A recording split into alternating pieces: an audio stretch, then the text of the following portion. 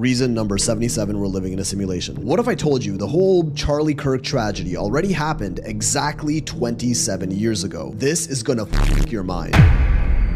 Tonight, we're looking at some dark glitch in the matrix TikToks. Welcome back, Fama T. Thank you to all the channel members for support. If you guys haven't already, remember to like, subscribe, hype the video up so it gets pushed to way more people. Let's go.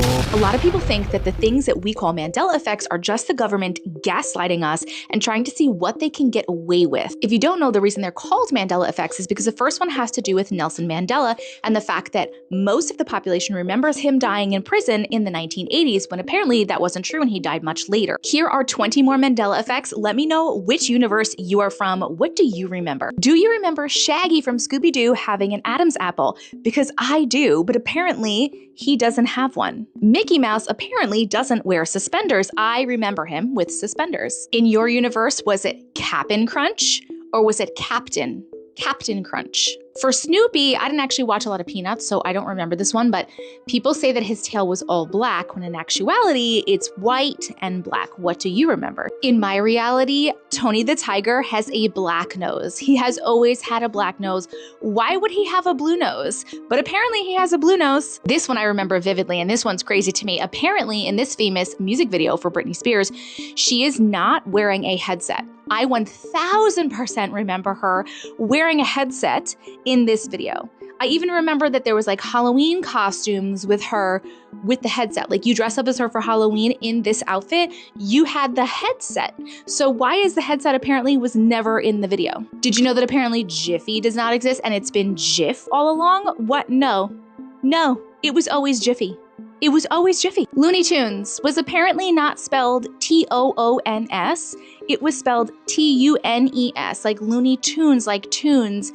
But they were cartoons, and I remember it being Looney Tunes. I even had like a Looney Tunes video game. This one too, I read all the Curious George books. I loved Curious George, and he had a damn tail, all right? Apparently he doesn't, but he had a damn tail. Why would they make a monkey with no tail? Do you remember Sex in the City or Sex and the City? Because it was 1000% Sex in the City. Yeah, and I'm sorry, okay? Febreze is 100% with 2 E's. Febreze. Febreze, that's what it looks like. It does not look like this. There's not just 1 E, it's Febreze. When did Oscar Mayer start spelling themselves with an A? When? Because not in my universe. I wanna be an Oscar Mayer wiener. Oscar Mayer, Oscar Mayer. People wouldn't say Meyer if it was Mayer. They would say Oscar Mayer, not Oscar Mayer. And as a 90s gal, Skechers has a T. But they're telling us Skechers doesn't have a T. Apparently Skechers never had a T. It had a damn T. Do you remember Fruit Loops like UIT or Fruit Loops like OOT? Do you remember this picture of King Henry VIII having a turkey leg or not having a turkey leg? The Monopoly Man had a damn monocle. You cannot convince me otherwise, okay? They're saying he never had a monocle. He had a damn, he's a fancy man. He's a fancy man. He's got a top hat and he has a monocle. This one I can't comment on because I'm not like a huge Pokemon fan, but apparently Pikachu's tail has no black on it, but everybody remembers there being black on the tail. Which one do you remember? This one I don't really remember either, but apparently most people remember Kit Kat having a hyphen, but it does not have a hyphen. This is a big one. This is a big one for people. Fruit of the Loom had a cornucopia, right? Apparently not. Apparently no cornucopia. But I remember this. I remember this one. This is a big one for people, the Fruit of the Loom. Okay, and the last one I'm showing you right now is Cheez-Its. Do you remember it being Cheez-Its or Cheez-It? Most people say Cheez-Its. Apparently it's Cheez-It. I don't really honestly remember this one either. I say Cheez-Its, like I want some Cheez-Its, but I didn't know if I was just like adding an S, you know what I mean, to pluralize Cheez-It, so I'm not sure about this one. I'm anxious to know what universe you guys are from, which ones do you remember, and put other ones that you remember in the comments. For me, it's definitely the Fruit of the Loom one. I feel like the Fruit of the Loom one definitely has a cornucopia. But I'm not tripping. This pigeon has a Santa Claus. What in the Dr. Seuss is this grass? It's soft and squishy like. Is that what they think? This video will be making you say, what the glitch? Because how in the world did that turtle get there?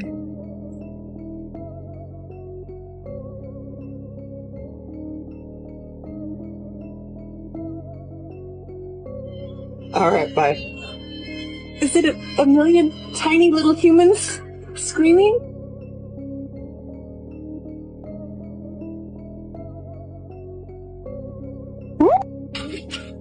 No fucking joke.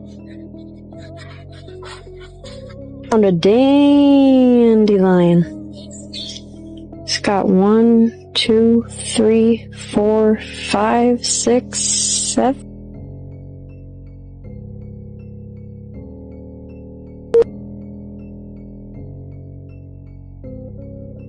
I just want some water, bro. Some people believe time travel is possible. Not only possible, it may have already happened. In this next video, a woman is going through some radio stations when this happens. Pay very close attention. I hope it does it again. For anyone listening to this message, What the fuck is going on here? contact with the Time Council. Tell them he's a threat and it's following me. They'll find up buried in the tragedies, 1265. Guys, hurry, about time. Am I fucking tripping right now?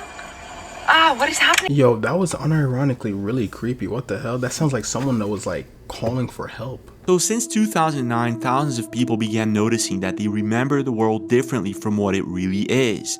This is nowadays coined as the Mandela effect, and thousands of people have been noticing strange things, such as this particular scene in the movie Dazed and Confused from 1993, where there is an extra continent next to Australia.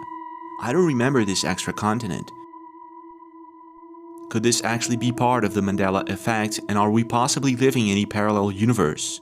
In this next video posted by Evolving with Steph, she had a very interesting experience with video evidence. Check this out. The craziest thing happened to me yesterday. So I woke up in the morning feeling different, but I couldn't really pinpoint why, right? And then I went to the supermarket to go get some eggs. And when I went to go get the egg in the spot where they normally have been this whole time that I've been living in this area for the last couple of years, they weren't there. She begins by explaining how she woke up one certain day, went to the supermarket, and everything was in a different place. And at first, I thought that maybe the supermarket just changed the layout, which is possible. But then this happens. Check this out. Whoa, did I just happen to shift into another parallel version of my reality, and this one just has a slightly different layout than the supermarket that I'm used to? Like, that's crazy. Anyway, that was just a thought, right? So I keep going about my day, and then I go to the park, and as I'm walking back home from the park, right, I get to this corner where there's usually this little like corner store, convenience store, and when I get there, guess what I see? The store was closed. It looked abandoned because I didn't see a store sign and apparently had been broken into or something. So then I took that as my sign that, like, no, I have clearly shifted into another parallel reality and I need to talk about it. So this is where things get really strange. The convenience store next to her house was closed, abandoned, and broken into. But the previous day it was open and functioning. So what is going on here? But then she explains this. Check this out. Get home and I start getting ready for bed, right? And then I do what I normally do when I go to bed, which is listen to a subliminal or some kind of like healing frequency or hypnosis track or something like that. So I go through my history to see the previous videos I had listened to from the night before. I forgot I had listened to this the night before, and I actually had woken up in the middle of the night and I put it back on and I listened to it. And then in the morning when I woke up, I listened to it again. So could this be the reason why I felt different in the morning when I woke up and why my reality was just like noticeably different to me? Steph explains that these strange events began happening after she started listening to meditation songs before going to sleep. More precisely, reality shifting sleep meditation. She is now confused and doesn't know if this has anything to do with these reality shifts that she noticed. I think that hypnosis audio track or whatever it is helped me to shift into a parallel reality. And I know that there are going to be naysayers and they're just going to be like, oh, you know, you're just reading too much into this or whatever. I don't care. Think what you want, believe what you want, you're entitled. What about yourself? Have you noticed any reality shift lately? And why are so many people noticing these bizarre changes as if we're living in a parallel universe? Is it the real deal or is there something else going on? You know, I don't 100% doubt anything she's saying, because if y'all don't know, binaural beats give off certain types of sound waves and frequency that somewhat changes how your brain perceive certain things. It's almost like a really deep meditation. If you guys have ever tried binaural beats, let me know. Reason number 77, we're living in a simulation. What if I told you the whole Charlie Kirk tragedy already happened exactly 27 years ago? This is gonna f your mind. So there's a movie from 1998 called Snake Eyes starring Nicolas Cage, in which a political figure named Charles Kirkland, that's his actual name in the movie, gets by a sniper in the neck in the exact same spot as Charlie Kirk at a public event. Now, in the opening scene of the movie, there's a sign for this event that shows us it also took place on September 10th, the same day it happened, during a boxing event headlined by a boxer named Tyler the Executioner. Tyler Robinson is being accused of committing the execution in real life. During the scene, Cage is heard asking about his lucky number, while we see someone holding up a giant 7. Recently, Elon Musk announced that every spacecraft launched in 2026 will bear the number 77 as a tribute to Charlie Kirk. Why 77? I don't know, maybe someone can tell me. If it wasn't obvious enough, there's also this massive all-seeing eye on a blimp or something watching the entire sequence of events go down. That's because the movie is called Snake Eyes, and 2025 also happens to be the year of the snake. Promotional posters for the film feature the tagline, "Believe everything except your eyes." Oh, and was also filmed in the Trump Hotel in Atlantic City. Believe everything except your eyes. I don't even know how else anyone could possibly explain this. Simulation confirmed. Yo, whether that's a coincidence or whatever it is, that is crazy. Like Charlie Kirk, September 10th, the same day, the same style of execution, just in different event settings. This is another one of the biggest medical disasters in history. Today we're talking about lobotomies. So most people know that a lobotomy was a crude medical procedure in which an ice pick type instrument was inserted into someone's brain in an effort to cure their mental illness. What many people don't know is how popular they were, and that the doctor who created them actually won a Nobel Prize for it. And the story behind lobotomies is equal parts horrifying and human. Reminder, I cover a lot of dark stuff on this page. Severe discretion is advised, but follow along if you want to hear more. So, lobotomies are barbaric, and they don't work. We know this now. Our story takes place in the 1930s, 40s, and 50s. And back then, thousands of families were facing an enormous crisis. What was the crisis, you ask? Well, basically, it was, what do we do with mentally ill people? So yeah, mental illness is a major theme in this story because as feared and misunderstood as mental illness is today, times it by infinity, and that's what it was like back then. This was before the days of medication or therapy, and the only option people had if their loved one was sick enough was to abandon them into a mental institution, which were often filthy, overcrowded, and inhumane. And it's scary to think about the things that could get you committed at the time. If you were depressed, anxious, unruly, rebellious, gay, that's like Tuesday for me. So people had a real dilemma on their hands. Do you A, deal with your annoying mentally ill loved one, or B, do you lock them away forever and leave them to rot in a mental institution? And that's where this doctor saw an opportunity. This is Portuguese doctor Antonio Igas Moniz, who observed that monkeys started acting calmer after having their prefrontal cortexes removed, the front of their brain. And he theorized that maybe that would work on people too. He theorized that a brain surgery that severed the connections in the prefrontal lobe, the part of the brain that controls personality, impulse control, and decision-making, could calm mental illness. So he created something called a leucotomy, which was the early version of the lobotomy. By the way, he won a Nobel Prize for this in 1949. So here's the thing. At first, lobotomies looked like success stories. Patients who were once violent or deeply depressed were coming out calmer and more manageable, but they were completely ignoring that people were coming out blank or disabled or worse. So lobotomies weren't inherently evil, but everything that happens after this skirts that line. You came for the conspiracy theory, but this is real life, bro. Watch this. It's crazy. It's a fucking deal, man. It's a guilt deal. And yeah, I know it's not exactly new. I started seeing them after 2012, but it's new for me because this is a Mandela effect. You don't really see them. No one really posts any pictures or videos of them. It's hard to find any evidence of them. Everybody sees me walking. I'm walking. Look. This plane it moving? Not moving. A few things I need to say about this. Number one, people have been trying to dismiss this with science. Their theory is if the plane is flying this way and you're in your car going this way, then it's going to look like as you guys are crossing paths, the plane is staying still. I refute that. If that were the case, then we would have had this conversation long ago, long before 2022 when this started happening. And also, Shawty is clearly recording this on her feet staying still. Number two, if it just looked like it wasn't moving, that sign that's connected to it would be flapping in the wind. There are a lot of videos with the planes glitching out and staying still and with birds, so look into it. It's a thing. Matter of fact, I'll just show y'all something. But it sounds like it's moving. And the guy recording is not the only person that sees it. There's two more people that see it right over there. And then the dude, he's standing directly under it. I'm sitting out here on my deck, right? That bird isn't moving. And that one. They're just floating there. They're just floating.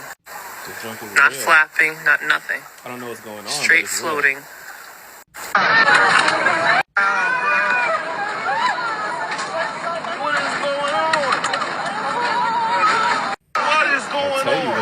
Parachute dive looks super close to the ground.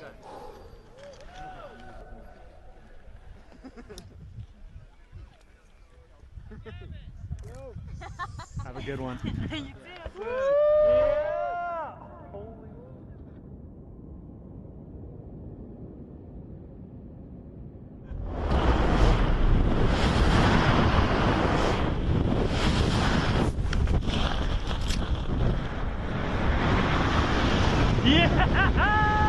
Yo, that looked ridiculously close to the ground. You've probably seen countless videos of people that appear to be headless. In the Philippines, this is actually a sign of a bad omen, and it's called a walang ulo signus. Check some of these videos out.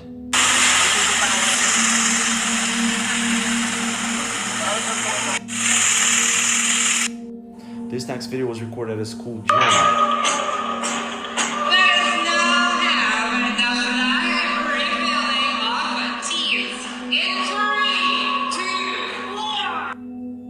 Close attention. This next video, a group of people are enjoying a party. When this happens, check this out. Pay very close attention.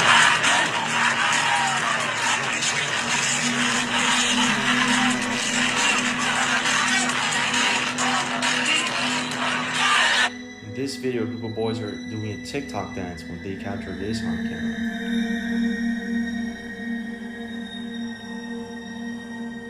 What the heck? How can this happen to lightning?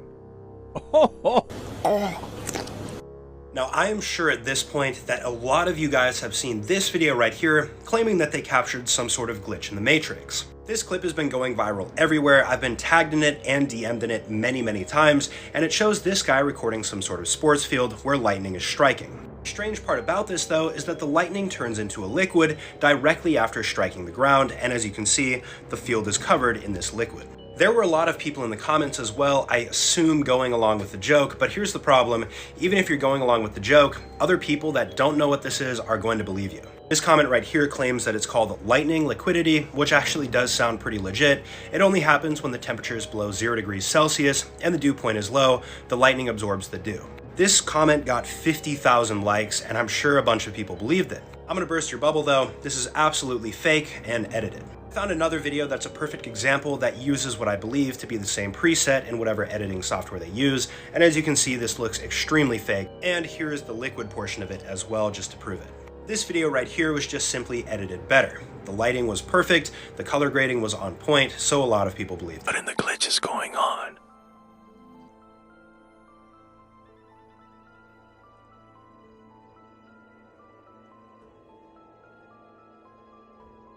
So there's this picture on my dad's phone, and it's really scary. This just showed up on his phone out of nowhere. It says January 30th, 2027, and no one knows where this picture was taken from, or what it's of.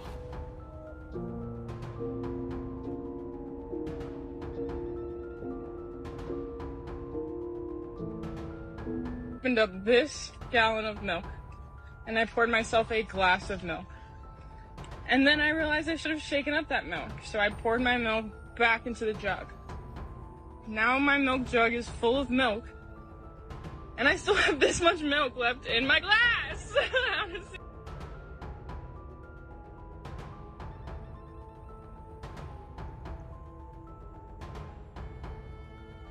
So, I've just had a glitch in the matrix. I see people talk about this on TikTok all the time. I've never experienced it, but I need to show you guys. So I was just putting something away on the tabletop and I saw this and I thought, oh no, have I broken my phone case? Like, and I'll show you my phone case in a minute. So I picked it up.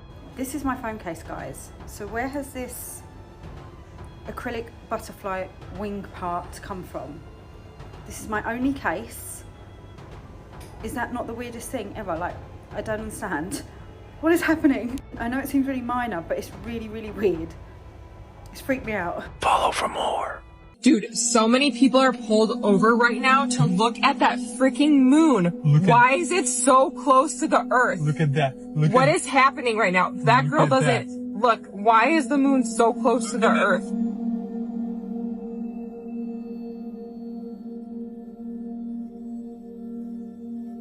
The paper, the magnet. Mirrors reflect, right? They reflect what it can see. Now, if that's true, explain this to me. How does the mirror reflect something it can't see?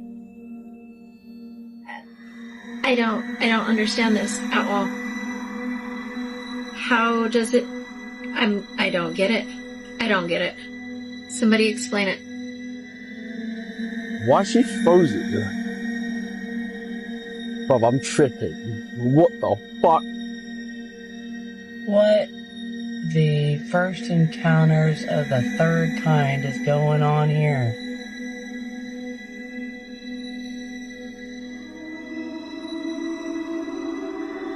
How do they slice hot dog buns? Not all the way through, but also keep them connected.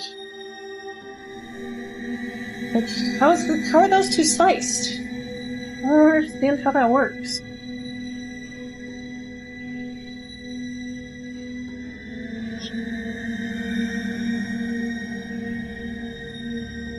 You gotta explain this shit to me.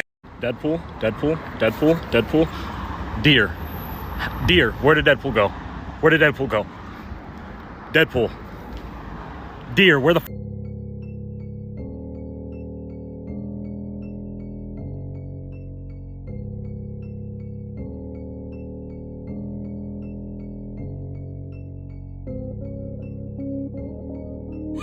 She's lagging. You're like, what is happening? What?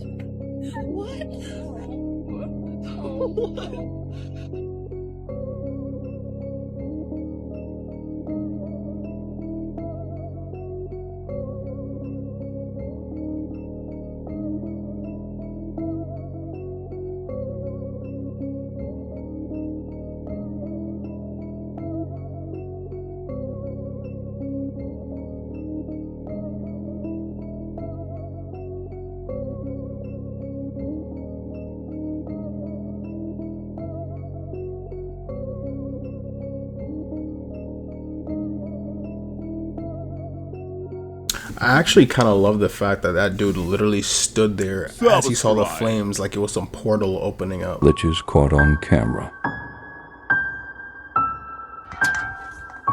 Она не падает. Банка бумеранга.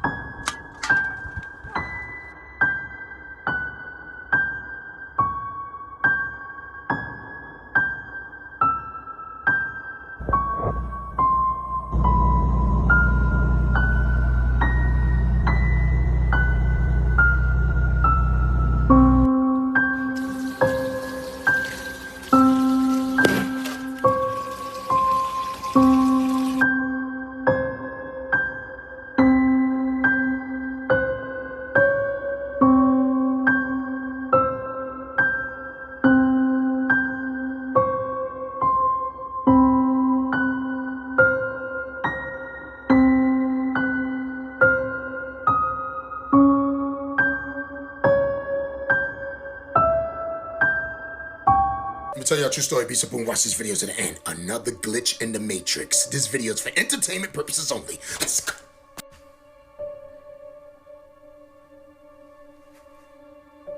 Where's she walking to?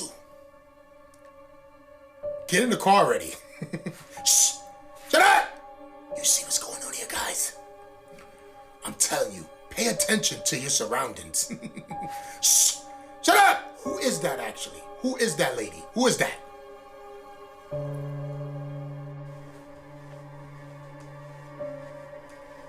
Stop playing with me, son. This video is for entertainment purposes only. I don't know what that lady was doing, but she probably was just, catching a little stress before she gets in her car. Shh. Shut up! What's going on here, guys? Where was that lady walking to? The door was already open. All she had to do was get in. Shh. Shut up! It's not a game, guys. You see what's going on out here. And she was in one of my favorite cars. She was about to get in one of my favorite cars. Stop playing with me, son. It's not a game on here, guys. You know what time is it. Pay attention. There's been so many people walking around here, stopping like this. Stop playing with me, son. It's not a game on here, guys. You better pay attention to people that are walking and stopping out of nowhere.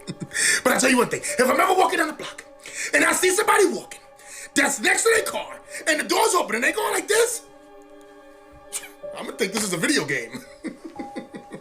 Yo, this man out here telling us shut up like we said anything. Like, I didn't even say nothing. You didn't say nothing. So why are we shutting up? What? How? Who do you work for? Did you know that millions of people believe we accidentally shifted into a parallel universe in 2012? It all starts with CERN, the European research lab that houses the Large Hadron Collider, the world's most powerful particle accelerator. In July of 2012, CERN announced they had discovered the Higgs boson, the so-called God particle that gives matter its mass. But some theorists believe it did more than that. They claim the moment the collider hit those energy levels, our timeline snapped, reality glitched, and suddenly things were off. The Berenstain Bears became Berenstain. Pikachu lost the black tip of his tail. Luke, I am your father was never said. New Zealand moved on the map. People say they woke up in a world that looks the same but isn't. Physicist Dr. Thomas Campbell even said that if we're in a simulation, colliding particles at high speed could shift how the code runs. CERN has denied all of it. They call it science fiction. But the Mandela effect keeps growing, with new glitches reported every year. So the question that remains is, did we really break something in 2012? Or are we just noticing the cracks now? Have you just heard about this guy who discovered a real-life infinite money glitch?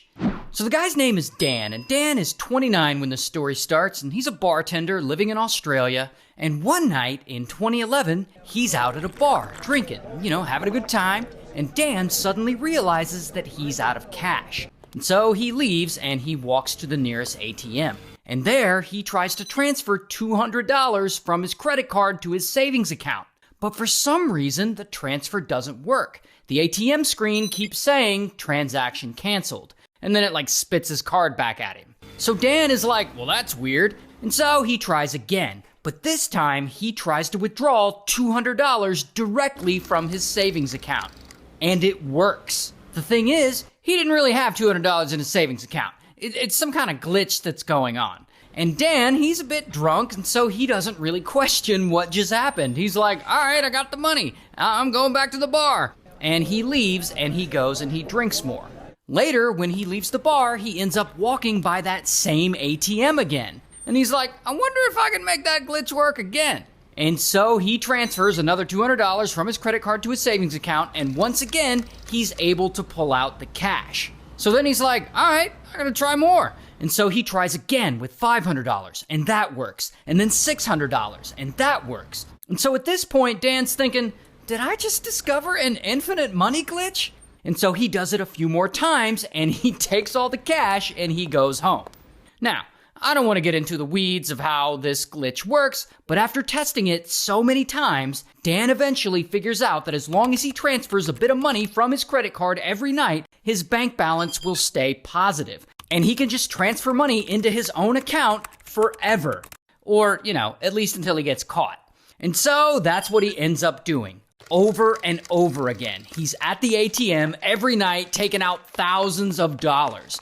In the first 2 weeks alone, he takes out more than $20,000 little by little each night. Because for some reason, the glitch will only work between 1 and 3 in the morning when the ATMs go offline. But every day, he keeps expecting the police to come banging on his door. But every day, he's surprised that it doesn't happen. And a few weeks go by. And the bank, they haven't seemed to notice. They haven't reached out or anything. He even goes to the bank in person, I guess to check if they're suspicious or if he's been flagged. But no one brings anything up. So he keeps going. Every night between 1 and 3 in the morning, he's there transferring money from his credit card to his savings and then into cash from the ATM. And pretty quickly, he's made so many transfers and withdrawals that he technically becomes a millionaire. And this is when Dan is finally like, all right, fuck it. I'm just gonna live my life like a baller. And he starts spending big. He's eating in nice restaurants, he starts staying in luxury hotels, he's going on vacations, like here he is in Paris, he's buying himself clothes, he rents a private jet for $90,000 to take him and his friends to an exotic island in Asia for a weekend. He gambles a lot because, he's really into that. And, just because Dan is a nice guy, sometimes he's generous. Sometimes he'll tip waiters like hundreds of dollars, or he'll pay for hotel rooms for homeless people to spend the night in. And so bro is living like a millionaire now. And according to him, this, it really helped him with the ladies. So, that's nice too. Now, people obviously don't know he's taking advantage of this weird ATM glitch. His close friends know, but other people don't. But they do ask him how he's getting all this money, and he tells them that he works in real estate or that he's an investment banker, and I guess no one really questions it. And so Dan just keeps having the time of his life. But here's where it all gets complicated for him. While he's out here having a lot of fun with his money and whatnot, and he and his friends are partying a lot, he's also the kind of guy who's never done anything bad his whole life. At least nothing criminal like this. And slowly but surely, he becomes super paranoid that he's gonna get caught. Every day, he wakes up wondering, is this the day that they're gonna catch me? Is this the day that this all falls apart? Like, bro is having nightmares over here about the SWAT team standing outside his door to bust him. And every time his phone rings, he half expects it to be the bank telling him, we know what you did, Dan, and you're in big trouble. But it never is. When the bank does call him, it's just them confirming some transactions he made for security reasons, nothing out of the ordinary. Now, Dan knows that he could go on the run. He could take millions of dollars and just disappear into some foreign exotic country, but then he might end up a fugitive and he'll be constantly running from the law. And he'll never be able to go home and see his family or his friends again. And so honestly, this has been fun, but he's just tired of being paranoid all the time and he's at his limit. And so after 4 months of exploiting a random glitch in his bank's ATMs, Dan finally just stops. And in total, over the 4 months, he was able to withdraw and spend more than 1.6 million Australian dollars. Or about 1 million US dollars. And instead of moving on with his life, old Honest Dan actually calls up the bank and he explains everything to them and he confesses. But here's where it gets kind of weird. The bank more or less tells him that they can't do much about it right now, but that they'll report him to the police and that the police will be contacting him soon and he's gonna be in so much trouble. And Dan, he knew this would happen. And so he waits, and he waits, and he waits. But the police never contact him. And 3 years go by. And it's now 2014. And still, nothing has happened to him. The bank never follows up and the police never reach out. Now, at this point, most people would probably just shrug it off and move on or be grateful that they got away with it. But not Dan. Dan, he's actually having trouble moving on. He's got a lot of anxiety and guilt from this whole experience. So much so that he starts seeing a psychiatrist to help him get through it. And I guess that psychiatrist recommends that in order to make himself feel better, he should consider turning himself in to the police. But Dan doesn't do that. He spent all this time thinking the police were going to contact him, and they never did. And so he actually comes up with a better idea. He's going to go public. He starts doing interviews and making TV appearances and telling his story that way. Because, it's a really interesting story.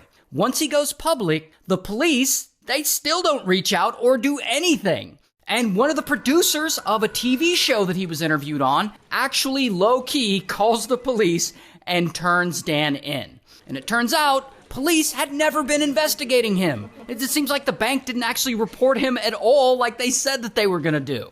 And if he hadn't gone on TV and told the world what he did, he probably never would have been caught. But it seems like he kind of wanted to get caught. You know, he was like feeling just way too guilty about it. But anyway, and so, bam, Dan is arrested.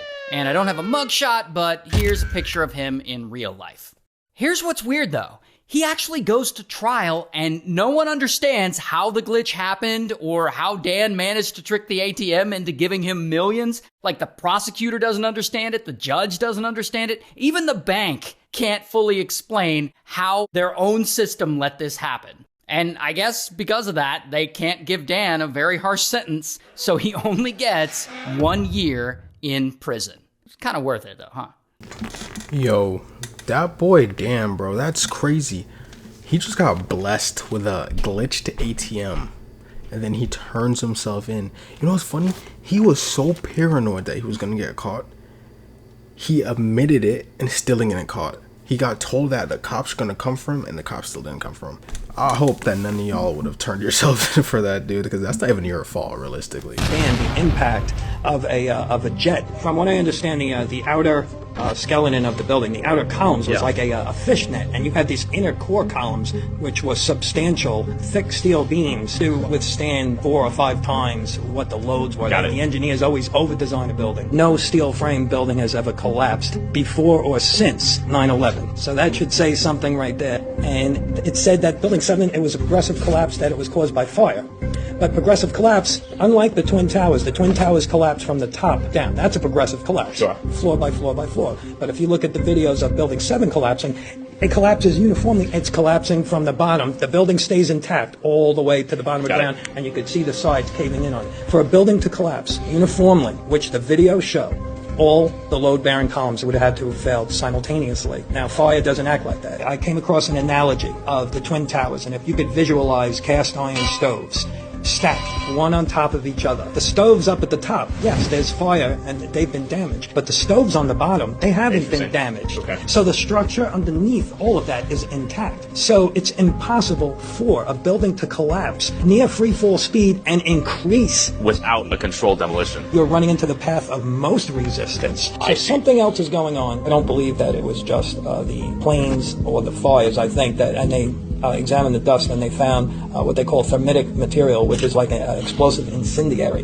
which was in the dust samples, and that's documented. There were reports of the buildings were undergoing an extensive elevator renovation in the 2 or 3 years prior to. All kinds of workers, they had access to the cores of the building. And on the day of the attack, the elevator company would not assist in the operations of the elevators. And the elevator company, it subsequently went out of business. And a couple of years after that, the information is out there. At one time when I was heavily engaged in trying to get a new investigation, I definitely felt threatened. I felt threatened for my family, and it wasn't a pleasant experience. You have sworn testimonies from firefighters regarding explosions in the building. They were suppressed. Just somebody making a statement, especially from firemen and police, if they make a statement, I heard an explosion, that's grounds to initiate an investigation. The firefighters, a bomb went off. This is their own words, made that day. They just ignored it. Definitely will say that the buildings collapsing definitely did look like a controlled demolition. What do you guys think about that? Let me know down in the comments. These are some morbid facts about Charlie Sheen. When he was only 10 years old, Charlie Sheen traveled with his father to the Philippines for the filming of Apocalypse Now. There he witnessed a real water buffalo being decapitated by a machete in a ritual sacrifice, a moment filmed for the movie. Sheen later said the image stayed burned into his memory and was one of the most brutal things he had ever witnessed. At the peak of his fame, Charlie was burning through drugs at such an insane pace that he admitted he had a different reality. At one point, the actor was spending nearly $2,000 a day on cocaine and once admitted to smoking enough crack to fill a swimming pool. His binges spiraled into weeks-long parties filled with drugs and sex, where he bragged about sleeping with both men and women while high. It was during this reckless era that he contracted HIV, a diagnosis he kept secret for years as rumors about his health exploded. When Sheen finally revealed his HIV diagnosis in 2015, the confession was both shocking and life-saving. Doctors gave him credit for prompting a 95% increase in HIV testing kits, likely saving thousands of lives.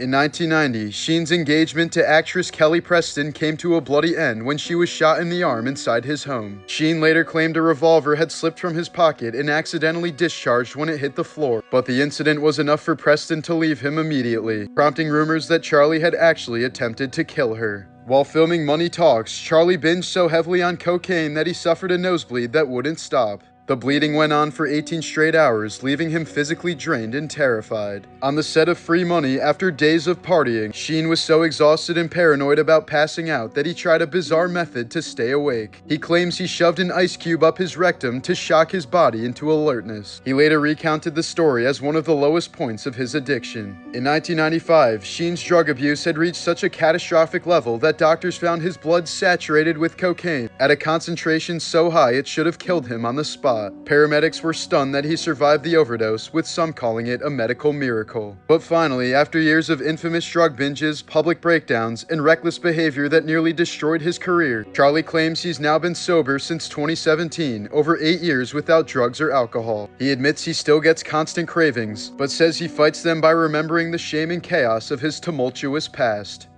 In my opinion, when it comes to like anything like drugs, you gotta be hella careful because it completely alters your brain chemistry. So like one day you could wake up completely normal, la la la, everything's amazing. Next day you have schizophrenia, it's over.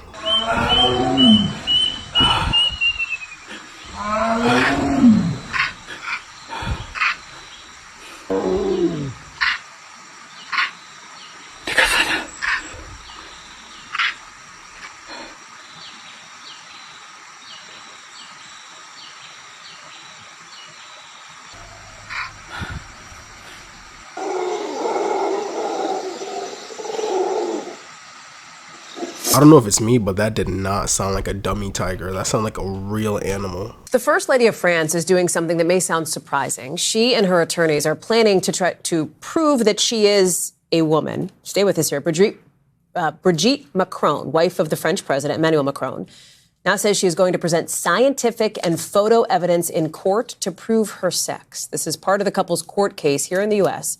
as they're suing the woman on the right side of your screen, conservative commentator Candace Owens, for saying on her platforms, Macron was born male. 4 people have lost their lives and 19 others are in the hospital, all because of food sold at Trader Joe's and Walmart. The CDC has said there is a current listeria outbreak coming from meals made from Trader Joe's and Walmart, all from a ready-to-eat pasta dinner. This outbreak has spread across 15 states, the CDC says, and warns the products may still be in refrigerators and freezers right now. Now, because this is a listeria outbreak, this is especially dangerous to people that are pregnant or over the age of 65. Even those with weakened immune systems can also have terrible effects from this. The symptoms can include headaches, stiff neck, confusion, loss of balance, and in severe cases, people have actually lost their lives. Now, the CDC says that these symptoms can occur anywhere from the same day to up to 10 weeks later after eating this meal. And if you've recently eaten any of these meals that you can search up right now, mainly it's the linguine and the Trader Joe's Cajun style chicken fettuccine Alfredo, you need to pay attention to your health and contact a director if symptoms do appear and go to the hospital immediately. What is going on with Walmart? I swear to God, this is like the second update of some crazy like disease or radioactive things at Walmart. For example, I'm pretty sure like 3-4 weeks ago, Walmart had a radioactive shrimp. She's coming over here and she never comes alone. She never comes alone. All the bandits are whipping out their chrome. And tonight there's gonna be twerking, rubbing, grinding, clubbing, twerking, rubbing, grinding, clubbing. He said clubbing. Bad Bunny is actually supposed to headline the Super Bowl halftime performance. Yo, Trump was so mad about that. He was like, it's so disappointing that someone that hates America is headlining the Super Bowl halftime performance. For all my Spanish viewers, let me know if that's actually what he's saying. I was not lying when I said that this will go down as one of the most controversial Super Bowl halftime shows of all time. as it looks like the Trump administration is getting ready for Bad Bunny's Super Bowl halftime show performance that's gonna happen next year. In case you haven't heard, Bad Bunny was recently selected to play the Super Bowl halftime show in 2026, and this would instantly break the internet for a couple reasons. One of them being that Bad Bunny is obviously Hispanic and he's actually from Puerto Rico, and also since he's from Puerto Rico, 99% of his music is actually in Spanish. All of that, along with the fact that Bad Bunny has actually called out Donald Trump in this administration several times in the past. This has obviously led to tons of hate being said to Bad Bunny. And while the Trump administration has already responded to Bad Bunny actually headlining this performance, and they would of course respond in the exact way you would think. The Trump advisor actually saying that there will be ICE agents right outside the Super Bowl halftime show waiting for anybody to come in. Which is, by the way, the exact reason he actually canceled an entire US tour, as he was afraid that ICE agents would be right outside his concerts waiting. If people got this mad over Bad Bunny just being announced to play at the Super Bowl, just imagine what's gonna happen after his actual performance. Proof that Dwayne "The Rock" Johnson was compromised a long time ago. First and foremost, we've seen him do the dress thing. It started in 2010 with the Tooth Fairy thing.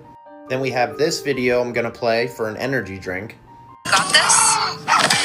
Yes. Not to mention this creepy SNL skit where he talks about children.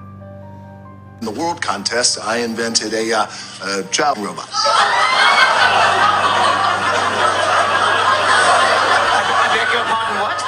He would go even further in the skit with that backtrack of fake laughter and just making a mockery of something that millions of people go through that it's not funny at all, first off. Here's a video he posted on his Instagram a while ago, and let me read the caption. He states, "This adorable little darling cupcake came to meet me and present me with a beautiful lay." And read this. I can't read it, but... what? Here he is being the first to shake John Cena's hand after he was totally undressed on that award show stage. Hello? Mind you, this is the same Dwayne "The Rock" Johnson who built into a storyline that he's trying to make Cody Rhodes sell his soul to The Rock. And the worst part of it all is after all this weird stuff, symbolism, etc., we still see Dwayne "The Rock" Johnson as one of the biggest actors in the entire world, and that doesn't look like it's changing anytime soon. Hollywood is weird, man. I mean, the key word to what he said is he's an actor, so, you know what I'm saying? Actors are usually just fake people in general. Like, they have to fake being someone else, you know what I'm saying? Guys, it's happening again, and people are furious. Protests in several cities around the world have broken out after Israel intercepted the flotilla trying to bring aid to Gaza. And many of the activists on board, including Greta Thunberg and Nelson Mandela's grandson, have been detained. Israel are now planning to deport them back home, saying in a post they are all safe and in good health. But because they intercepted the flotilla while they were in international waters, many are calling this a violation of international law. 13 boats were intercepted with the use of water cannons, cutting off their communication, and one was even rammed. Roughly 200 activists on board were detained, but as of recording, around 30 boats remain and are still heading towards Gaza. As expected, this has triggered a huge global reaction, especially since the flotilla's only stated mission was to peacefully deliver aid to the people in Gaza. And the public have taken to the streets in several cities, including Brussels, Athens, Buenos Aires, Berlin, and most prominently, Rome, and many other Italian cities where the crowds chanted, "Let's block everything." Now, Israel claimed they warned the flotilla to turn back multiple times. They also said that they are happy to transfer any aid from the flotilla to Gaza themselves. As always, let me know what your guys' thoughts are in the comments, and I'll keep you guys updated. You know about the 2 towers that fell on 9/11, but did you know a 3rd skyscraper collapsed that day? This was World Trade Center Building 7, a 47-story steel giant. It was not hit by a plane. Yet, at 5:20 p.m., after burning for several hours, it did this.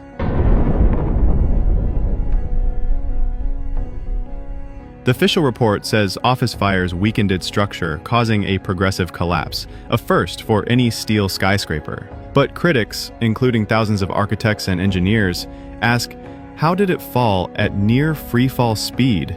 And why did some news outlets report its collapse 20 minutes before it actually happened? A tragic result of a chaotic day? Or something more?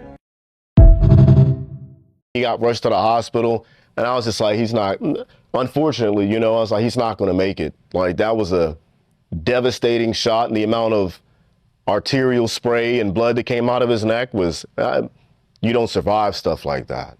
Because when he got hit, he didn't it wasn't like he got jerked backwards. It wasn't like he flew off the chair he was sitting on, the stool. He took it and then kind of fell to the side. Yeah. But it was a delayed fall to the side. Is that normal? Very normal, very normal, very normal.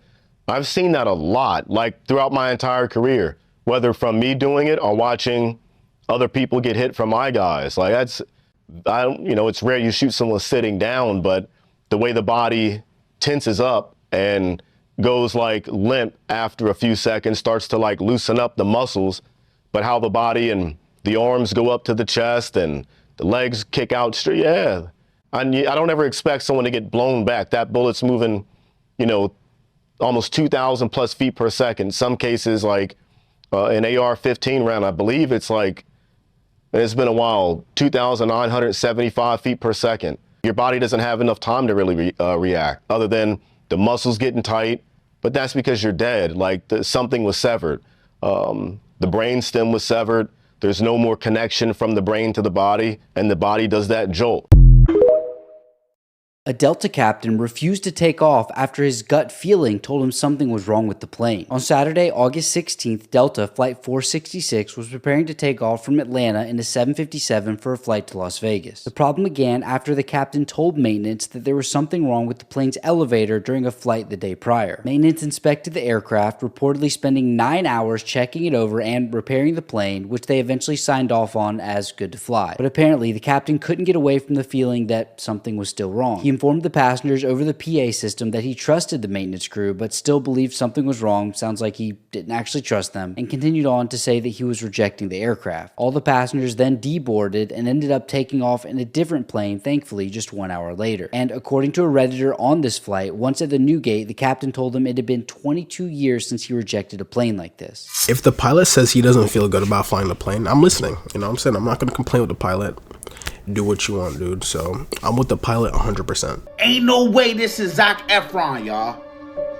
There's no fucking way.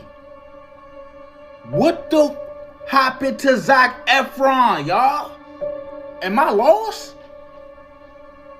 This is Zac Efron in 2025? This man look like Efron Zac.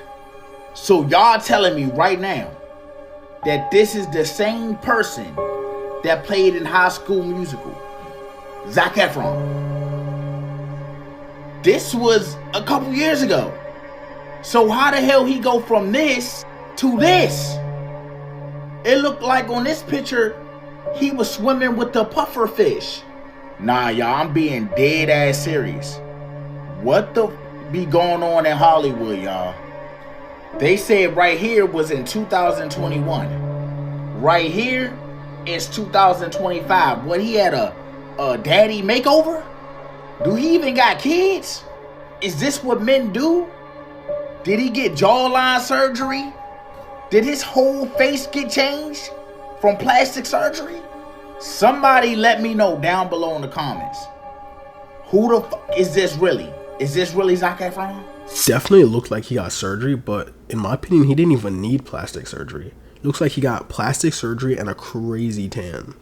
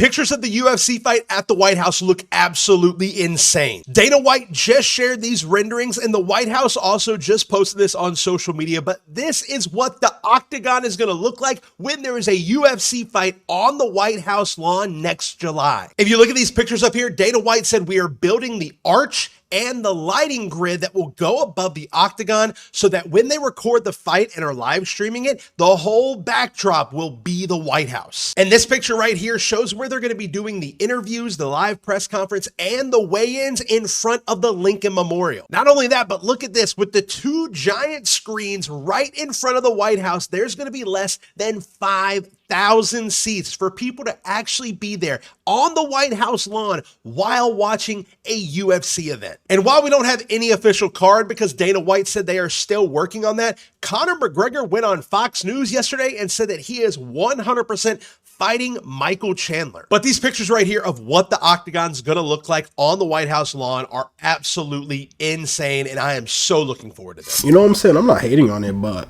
only in America you would get people fighting in front of their national building. That's hilarious. So it's the middle of the night, and Donald Trump just posted this incredibly strange AI video of him and JD Vance in a band and the author of Project 2025 as the Grim Reaper. It's as weird as it sounds. Take a look.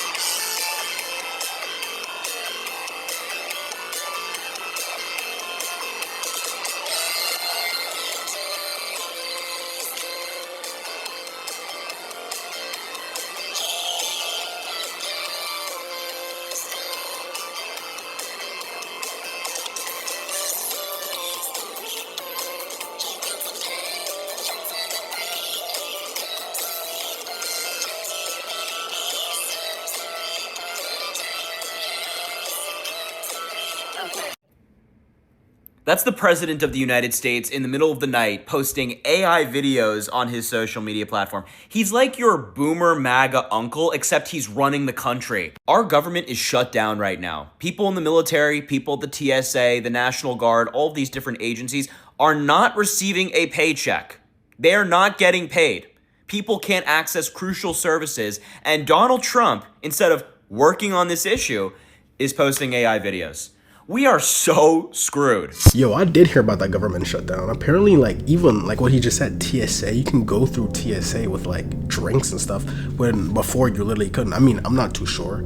If you've flown recently, let me know. But like, apparently you can go through TSA with like stuff that you're not supposed to. Apparently, from what I've heard. Everybody who I've ever seen has died with a terrifying, scared look. Never one of peace or anything. No, it's always been scared. It's terrifying. I don't know if it's because of the pain. My belief, I think they see something. That's what it looks like. Whatever they see is not here. They look past you when they're dying. I've watched a guy die in my hands. Not an enemy guy, but one of our guys. Helped carry a dead body out. It's a look of, I don't know, the unknown maybe. Going somewhere that, I don't know. It looks scary to me. It looks scary. And it could be if your life isn't right at that moment, that's the look. And I don't think any of us ever get it right, so. And I also have a belief that we all have to go to the underworld when we die. A place like Earth is a big test to get to the next place. And there, it's hell, fire. And in the military, we say you need to be baptized by fire. Okay guys, major breaking news. There has just been a mass stabbing at a synagogue on the holiest day in the Jewish calendar. Here's what we know. So this happened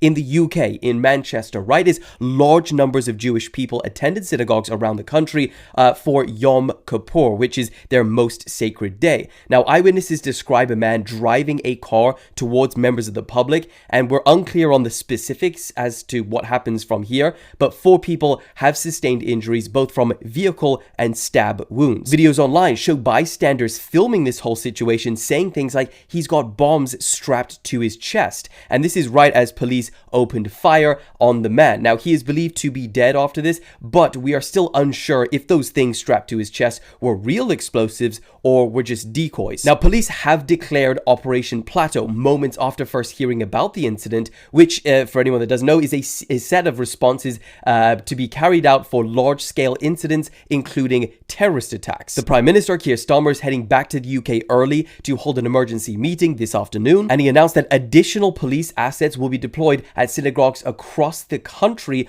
after the attack in Manchester. As we know more, I'll keep you guys updated.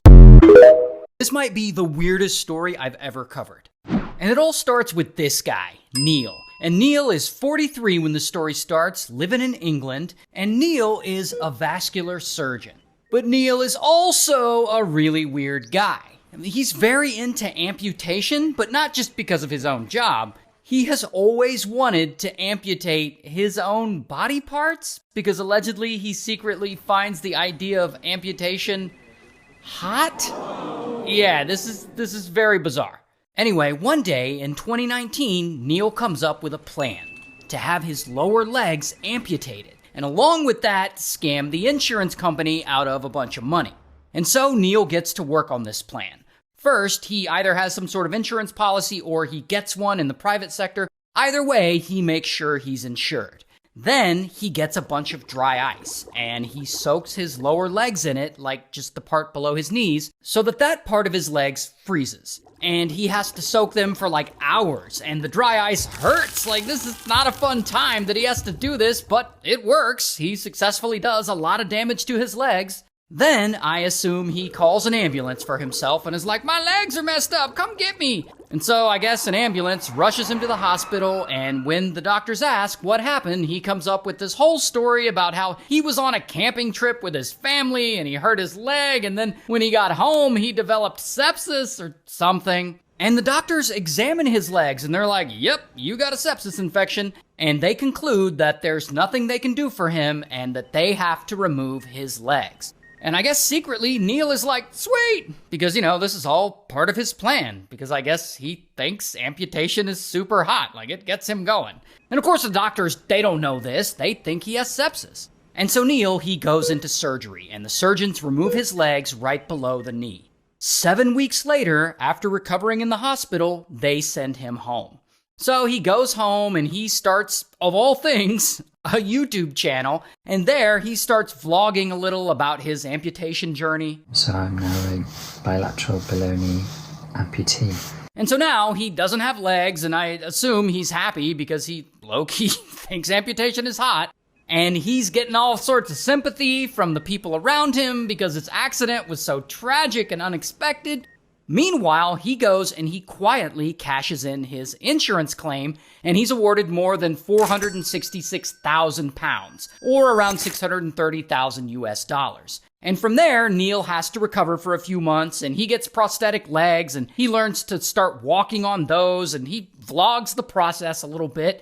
And about 6 months later, he goes back to work at the hospital as a vascular surgeon. Here's a picture of him. You can see he's got the prosthetic legs on.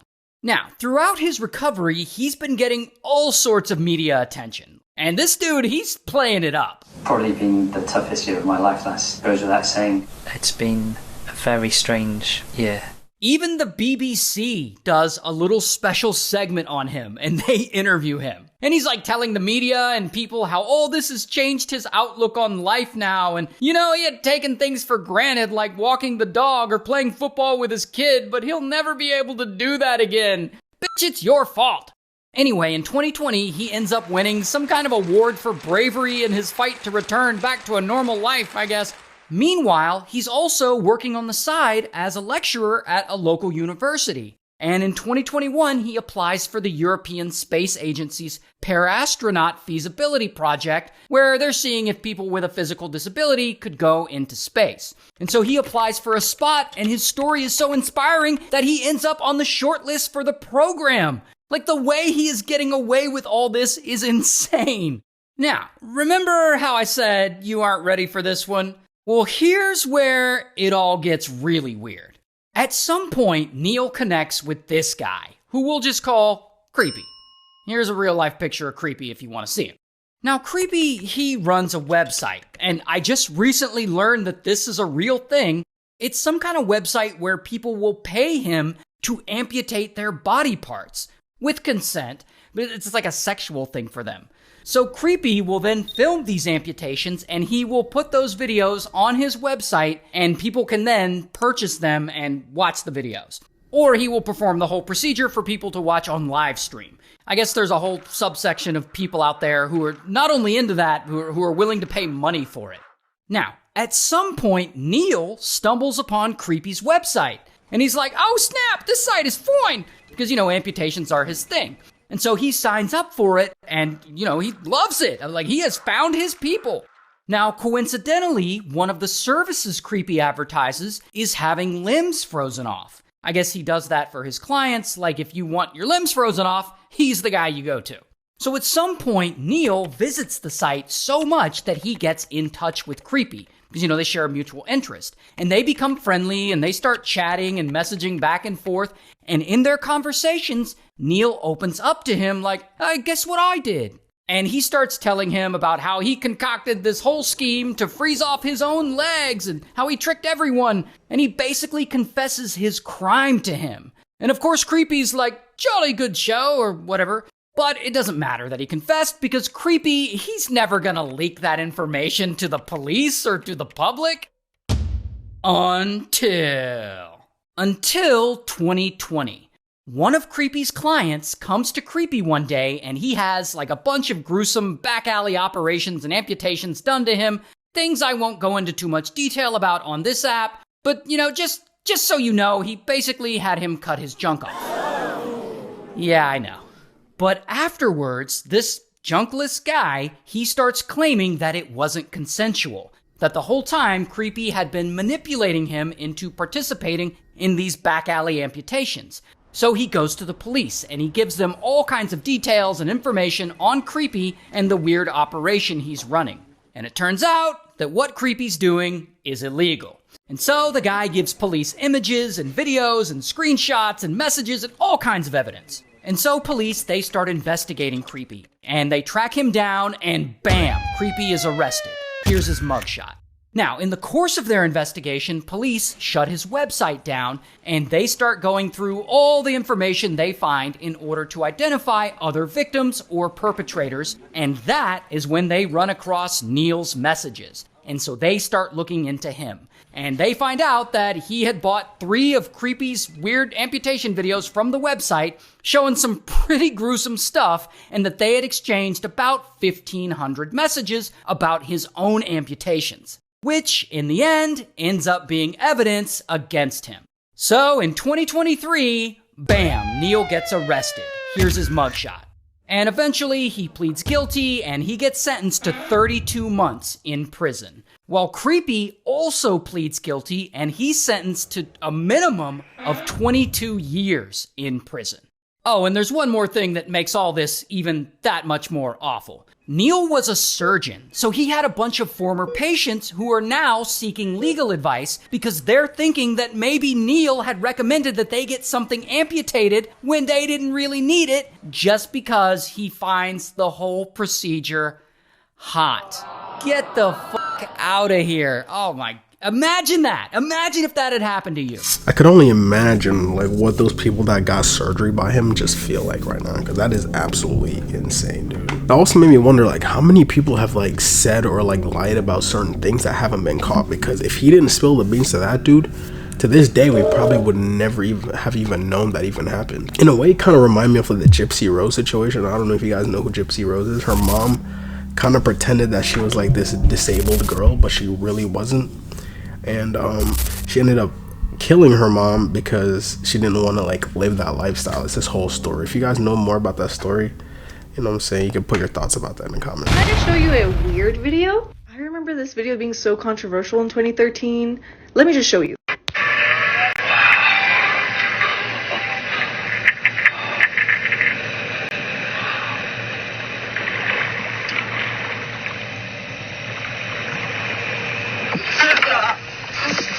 This video literally had everybody thinking mermaids were real. Let me just tell you, this video, when it was released, it didn't have the Animal Planet logo. It was just released, just a normal raw video. So everybody thought it was real, and then we find out it's for an Animal Planet documentary.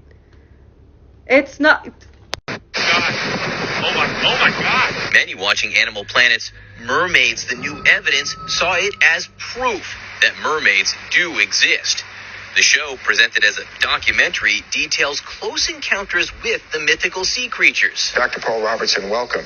It even featured guests purporting to be scientists. This TikToker was bullied as a child, and you won't believe what his bully made him do as an adult. Desmond Dennis was bullied as a kid. His bully would punch him for no reason, jump into combos and argue, take people's money, and even eat his school lunches. One day they even got in a huge fight to where he got messed up pretty bad. As Desmond grew up, he remembered those times and they stuck with him. Not only did he not let his bully bring him down, but he used it as motivation. Desmond went in his room and started grinding every day, eventually growing his way to a pretty popular influencer. He's literally living proof that you should never let negativity bring you down, because you can become anything you want if you put your mind to it and not let people bring you down. He was a skinny little kid when he was young, but he even grinded his way to becoming pretty ripped. He's been using this crazy fitness app. Link in the bio if you want to try out the app he used.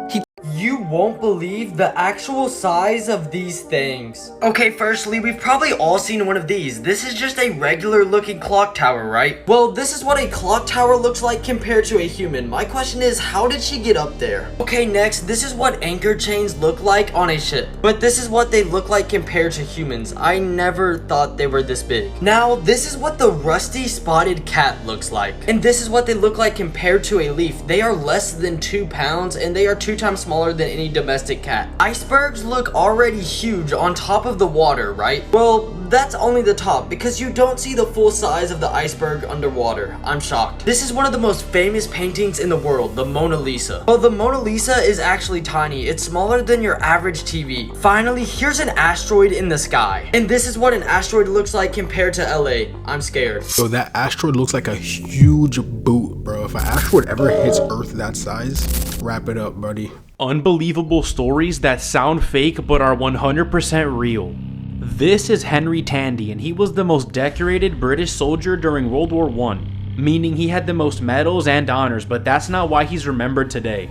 On a fall day in 1918, Henry was propped up on a war trench just like this when scanning the battlefield before the day came to an end. When he suddenly noticed a shadowy figure walking towards him through the mist, he immediately grabbed his rifle because he wasn't sure if this guy was on his side or the enemy's. But as the figure got closer, Henry realized that this guy was severely wounded and he had a German uniform on, meaning he was indeed the enemy. The wounded soldier had no weapon and just kept slowly walking towards Henry, not realizing the danger he had just gotten himself into. But as the German realized what was about to happen, he didn't try to run away, he just stood there and accepted his fate. Henry couldn't find the strength to shoot this guy, so he let him go. That soldier was Adolf Hitler. This experiment is so messed up, it's hard to believe that it's real. Today we're talking about Project MK Ultra, which was ran by the Central Intelligence Agency back in 1953 through 1973. The experiment operated around a very simple goal, and that was to achieve mind control to get people to do things that they wouldn't otherwise do. I can't get into great detail about what happened on here, but I can tell you that a lot of these experiments involved a lot of heavy use of compounds, very messed up mental and physical tampering with the people that were involved in the study, sensory deprivation, i.e. sticking people in like white rooms with no sense of stimulation, extreme isolation with no contact with other people, and even hypnosis. Eventually, Project MK Ultra was shut down, however not before causing irreparable damage to a variety of different people that were involved in the study. And the fact that this was ran by a government agency is actually mind-boggling, but fortunately it was shut down. You're gonna live 20,000 years, and science won't let you die. In a new study, experts in aging say that we have the potential to live from 1,000 to 20,000 years. That's a huge jump from 1,000 to 20,000 years, especially when the average life expectancy is only 80. Where's the extra 900 years coming from? Well, it's coming from science. New technology. So basically, you're gonna be full-on You're gonna be full-on cyborg so you can live 20,000 years. And then I guess they just unplug you. I don't know what happens to your soul or any of that stuff, or if those even exist. But hey, guess what? 20,000 years, you can't stop it. Yep, you won't be able to take yourself out. What do you guys think about this? Do you want to live for 20,000 years? Because I do. I just want to keep making TikToks. Forever.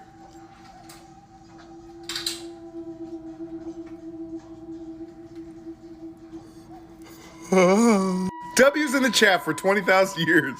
I don't really know. 20,000 years kind of freaks me out if you really think about it. That kind of also proves the simulation theory in a way, because like it's trying to say that they'll upload consciousness kind of to like an AI, like a cyborg, or they just keep replacing your body until eventually you're just fully a robot.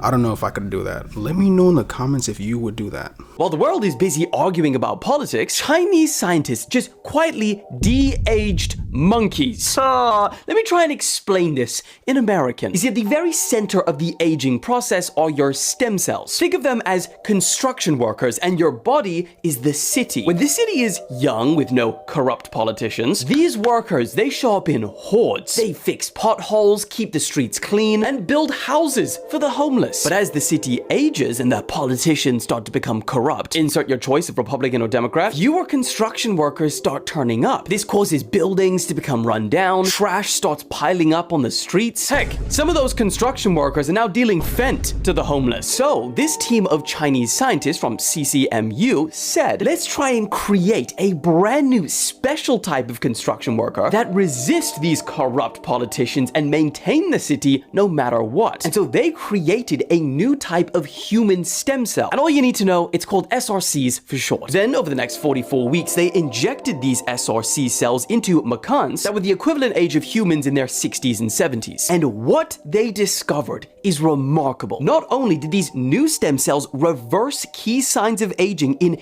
10 major body systems, but they also presented minimal to no negative side effects. No tissue damage, no tumors, no fevers, no weight loss. And at the end of this 44-week trial, these grandpa monkeys, their brains worked better. Their bones were stronger. Their tissues showed less damage. They grew new, healthy cell populations in their brain and reproductive organs. Even their sperm production was improved. Hey, yo! Now, what makes this even more exciting is that this study was published in Cell, which is a highly revered journal where the peer review standards are rigorous. And this was achieved on monkeys, which are much more similar to humans, because the majority of anti-aging studies are done on mice or other simpler organisms. Now, there are some caveats. Because their findings are novel, meaning the first of their kind, there is no replication yet. They also weren't very clear on the sample size. Was this 3 monkeys? Was this 100? And also, just because it's showing promising results in monkeys doesn't necessarily mean that it will work the same for humans. But I don't know. After Xi and Putin were caught on a hot mic talking about living forever,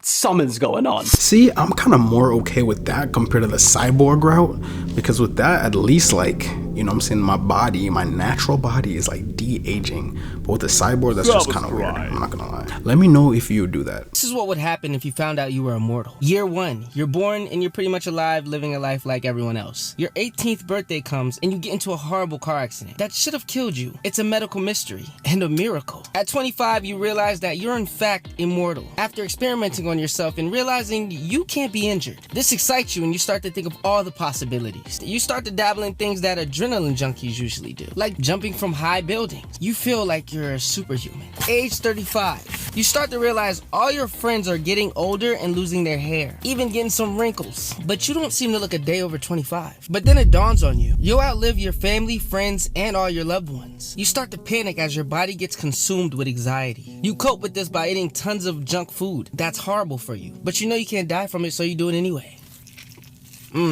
And this tastes just like your mama's booty. 50 years in, you decide to tell the world and decide to volunteer your body for research. Scientists are baffled. They think you're a freak of nature, but in a good way. At age 70, all your friends have passed away. Even your family, your parents. You start to hang with all their children, all your family's family, to try to cope with the loss and teach them about the amazing people their parents were. You struggle with making new friends for a while because you just lost the old ones, thinking that if you make new friends, you'll outlive these ones as well and go through the same sadness. At 85, you start procrastinating with life. I mean, why not? You got forever anyway. You start to become lazy, consuming all types of media, watching every Netflix movie, playing every video game you ever wanted to play, consuming any type of entertainment just to pass the time. Age 90, you start to really live dangerous. Jumping out of airplanes with no parachute, diving to the deepest part of the ocean that no man has ever gone. No problem though, because you're immortal. At 100, the government recruits you to be a super soldier. They put you on dangerous missions that they know no one else could survive. You basically become a superhero. At 110, you decide to travel the world. You realize there is so much to see and do. So many places and cultures to see and experience. 130 years in, and now you're the oldest person ever. You old, yet you still look in your mid-20s. You become a celebrity, a huge hit. You go to events, you get parts in movies, you even walk red carpets. Your immortal power makes you into a big star. At 150, you decide to run for president. I mean, you've done it all already and have been in the country longer than anybody else. Everyone's pretty sure you know how to run it. You start to expand your mind, reading every book you can possibly get your hand on, learning every language. Since you're the longest living person alive, you decide to try to be the smartest as well. At 230, you gain so much wisdom that everybody from around the world is coming to you for advice, and you gladly give it. At 280, you have done it all. You're burnt out. You've married over a dozen times, had so many kids. You start to become severely depressed. And to find an escape, you start using heavy substances. For the next couple of years, you're drinking anything to get your mind off life. I mean, you know you can't overdose. At age 300, you're over it. You're trying to find ways to stop your immortality. You wish this curse on no one. At age 330,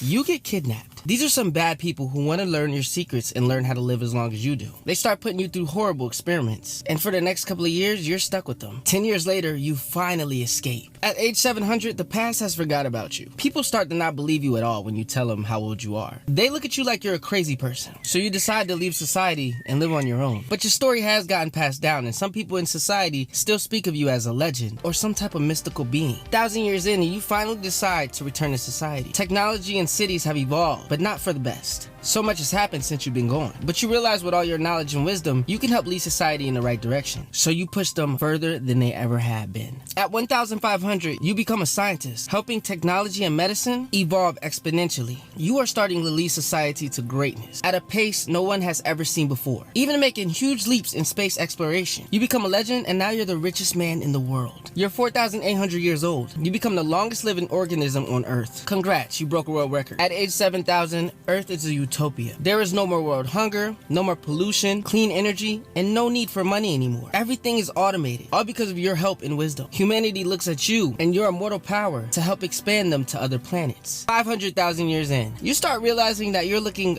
nothing like anyone else. Evolution has took its course, and the human race have evolved into an entirely new species. You tell them about their history and how everything started, and to them you are an ancient ancestral god. 1 million years. Population starts to decline because of climate change. The Earth is finally starting to die. But luckily, you have helped some of humanity move on to other planets like Mars, and you discovered one similar to Earth. It's your 7 billion year birthday. Every living human is gone. You drift through space, exploring every planet you could find, meeting new species, new civilizations. You travel space and discover new discoveries all over. I mean, you have eternity to explore, so you do. 15 billion years. There's nothing more to do. You feel nothing. You're hollow inside. You still cling on to the fact that maybe there's meaning to this life still, but you're quickly losing hope. 500 trillion years later, all the stars eventually die out, and the universe experiences a heat death.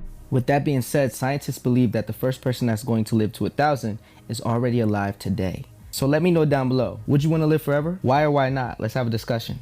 Respectfully, I don't think I could live forever. I feel like that's torture in itself. Did you know a 13-year-old girl in Arizona became famous for surviving her own birthday party? Her name was Emily Carter. On March 14th, 2015, Emily invited 6 of her closest friends to a sleepover. They played games, ate cake, and posted videos. Online, before going to bed in her family's basement, by morning, every single guest was dead. Authorities said a faulty heater leaked carbon monoxide while the children slept. Emily was found upstairs, alive but shaken, crying in her pajamas. The media called her the miracle birthday girl. The town raised $200,000 for Emily's recovery. She appeared on talk shows, gave interviews, even started a YouTube channel, sharing her healing journey. Her followers grew into the millions, but in 2019, detectives re-examined the case. After Emily's old diary surfaced, inside were detailed entries, how she sealed the basement windows, how she Googled how long until they stopped breathing, and how she planned to wake up early to post survivor selfies. The most chilling line read, "I only wanted my party to trend." Emily was arrested at 17. In court, she smirked at the cameras and said, "Well, it worked. Everyone remembers my party." Her YouTube channel, still active, millions still watch. Dude, for a second, I mean, I don't know if this is real, so someone please let me know. For a second, that gave me like a new fear because they said that they died from a faulty heater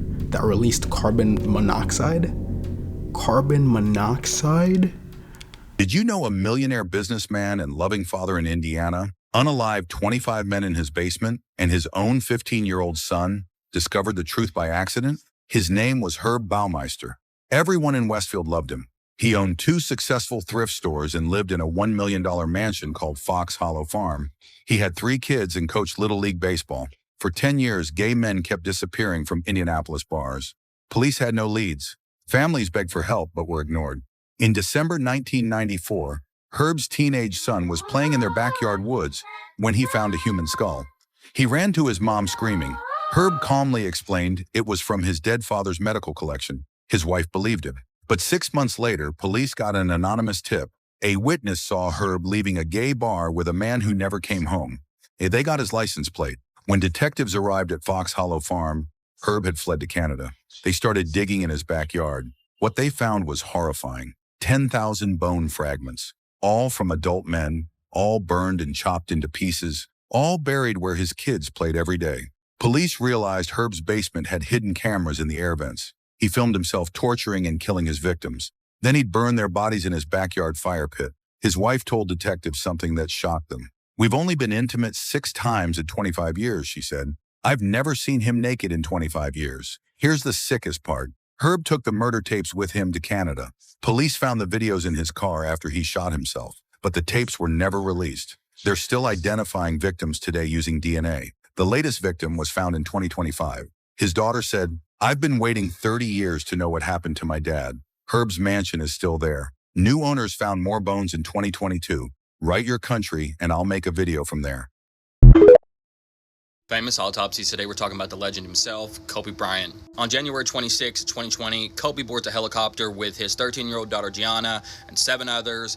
They are at Camarillo Airport to Mamba Sports Academy at Thousand Oaks to watch a basketball game. So due to heavy fog and rain that morning, all air traffic had been grounded. So the flight traffic monitor captures the helicopter circling the zoo, and then at 9:30, the pilot contacts the Burbank Flight Control Center, and he's told that he's flying too low. By 9:40, they're hit with heavy fog, start to head south towards the mountains and rapidly climb, but by 9:40, they would crash into the side of this mountain, killing all 9 on board. Upon impact, all 9 on board were gone. Kobe had multiple lacerations to his face, neck, and scalp, so severe that you could see his teeth sticking out through his chin. His internal organs and brains were so eviscerated that they were found all over the crash site. He had multiple fractures of his ribs, spine, and hips. His left arm was fractured and his right arm was cut off. The skin of his head, chest, and abdomen was so extensively burned. There were multiple fractures in both of his femurs and both of his feet were cut off. He was just 41 years old when this happened. RIP to Kobe, his daughter Gianna, and all 7 others on board. And his COD was labeled blunt force trauma. You might not believe it, but this is real. Yes, it's actually true. Santa's correct. This right here is completely legitimate. At one point or another, you might have heard about something known as the dancing fern. I've actually seen this while hiking as well, and this video is a great example of it. It shows this one part of this fern specifically waving very rapidly, while everything else around it is just slightly waving. The guy recording this is pretty shocked because obviously if you've never seen this before or heard about it, it's a pretty strange phenomenon. Now, a lot of people have different meanings for what these dancing ferns are. There are many superstitions surrounding it, and a lot of people that think that these plants actually have motor function, but this unfortunately is not true. When a fern, or any plant for that matter, waves like this, and only one specific part is doing this, this has to do with something known as its resonance frequency. When small and almost imperceivable gusts of wind end up making contact with certain plants, it might meet its resonance frequency. This makes the amplitude of its movements much larger, whereas before it might be just waving a little bit. When it meets the resonance frequency, it moves much more. This is something that is very hard to explain with such a short period of time, but if you want to look this study up, you can look up resonance frequency and wind in moving plants. Not everybody you meet is a human being. Watch this. I don't know who's gonna get this, but one day, me and my homie, we was in the car and we was just talking about being spiritual beings, right? And how on the other side of this 3D, like in the different dimensions, how we're beings of light, right? And I was telling him how I was able to discern like different people. I don't know how I'm able to do it, but I can just see somebody and know that they're not a person. I don't know. But nonetheless, we were in the car, we were at the park, we was talking, right? And I was telling him how I can see, or I can tell when people aren't really like people. At this same exact time, there was this lady that was walking by, or she was walking towards like the car, right? Now, she wasn't walking towards the car, but she was walking, mind you, it's a park, so she was walking her dog. And as I'm telling him this, right, she comes and approaches the car. Like, she approaches the window and she says, "Hey, what are you guys listening to?" Mind you, we were listening to music. We were just chilling in the car. This older white lady, she doesn't, I don't know who she is, right? But I'm telling bruh at this same time that I'm able to see or able to recognize demons or people that are not human. And then she walks up to the car. We tell her, like, it was just a random song or whatever, but she says, oh, okay. And then she walks off and continues her walk down. I said, bruh, that was one of them. Legit. I said, bruh, that was one of them. And I kid you not, bruh, I felt like the tears in my eyes because I had no other explanation, but I knew that she knew that I knew. Let me know what you think in the comments. As always, thank you for watching. Stay weird. This person was declared dead. He showed no signs of life, had sustained third-degree burns across his entire body, and his organs had been zombie. Did you know after Tupac got shot, Snoop went to visit him, but Tupac called him a bitch for fainting? Everyone thought he was going to make it, but on September 7, 1996, Tupac Shakur was fatally shot in Las Vegas. That night, he attended a Mike Tyson fight at the MGM Grand, where he and his entourage attacked Orlando Anderson, a member of the Southside Crips, in retaliation for a previous incident. Surveillance cameras caught the brawl, but Tupac walked off, unaware he had just signed his death warrant. Orlando, humiliated, regrouped with other gang members. One of them was his uncle, Keefe D., a Southside Crips leader who had once declined a $1 million offer to kill Tupac and Suge Knight. But after the attack on his nephew, he changed his mind. That night, 4 Crips, including Orlando and Keefe D., jumped into a white Cadillac, searching for Tupac. They found him at an intersection. Tupac was in the passenger seat of a black BMW driven by Suge. The Cadillac pulled up beside them and shots rang out. Tupac was hit 4 times. 6 days later, Tupac died at just 25. At the other side of the USA, Nasir Jones, better known as Nas, was just warming up to start his show, but even though he and Tupac didn't like each other, he stopped the show to give a 1-minute silence in his memory. YouTubers who recorded their last moments. She went ice bathing as usual when she got stuck in the frozen lake and was left trapped in the ice. And even though she tried breaking it, it didn't work.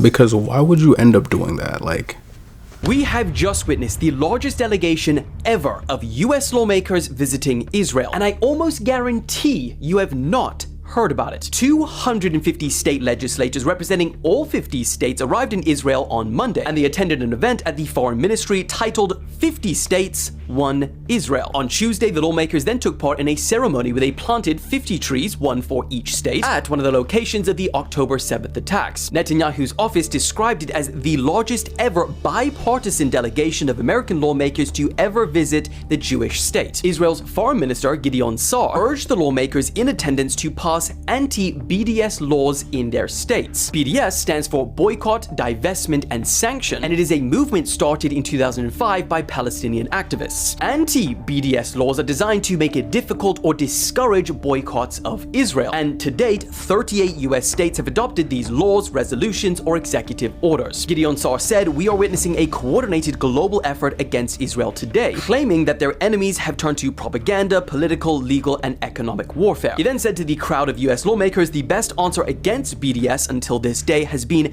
anti-BDS legislation by your states. But the timing of this trip couldn't be more controversial, not only because the day after they arrived, the United Nations Commission of Inquiry officially ruled for the first time that Israel are committing genocide against Palestinians in Gaza, but also because on the exact same day, Israel's highly condemned ground invasion into Gaza City officially began. And the reason I said I almost guarantee you haven't heard about this is because, to my genuine surprise, literally no major media publication is covering this apart from local news in Israel. And I mean, regardless of where you stand, is the largest delegation of US lawmakers to ever visit Israel not newsworthy?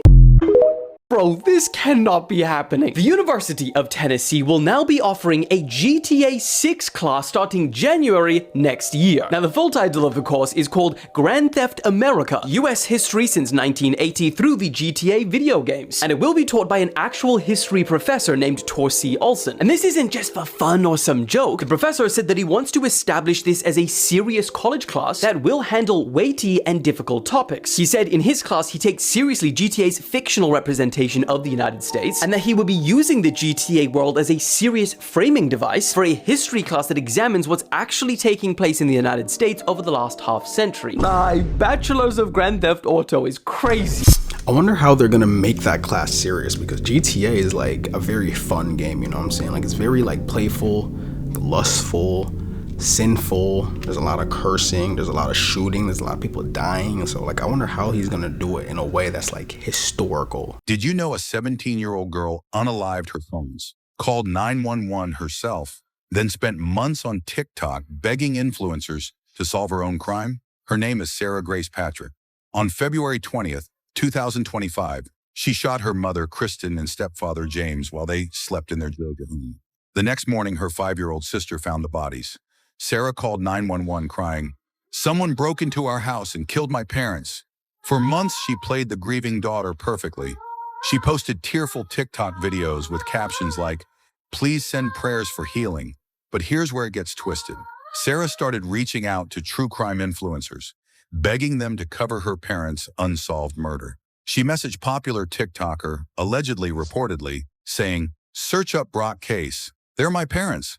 Someone came into my house and shot them, leaving me and my little sister to find them." She helped plan her parents' funeral while secretly being their killer, but police had mountains of evidence against her. In July 2025, Sarah was arrested and charged with 2 counts of murder. The TikTok influencers she contacted were horrified when they realized they'd been talking to the actual murderer. Sarah is being tried as an adult and could face life in prison. Her trial starts January 2026. She turned her parents' murder into content strategy. Some killers hide from attention. Sarah craved it so much she marketed her own crime. Write your country and I'll make a video from there. Dude, that's so twisted. She's literally a demon. Like, that's super evil.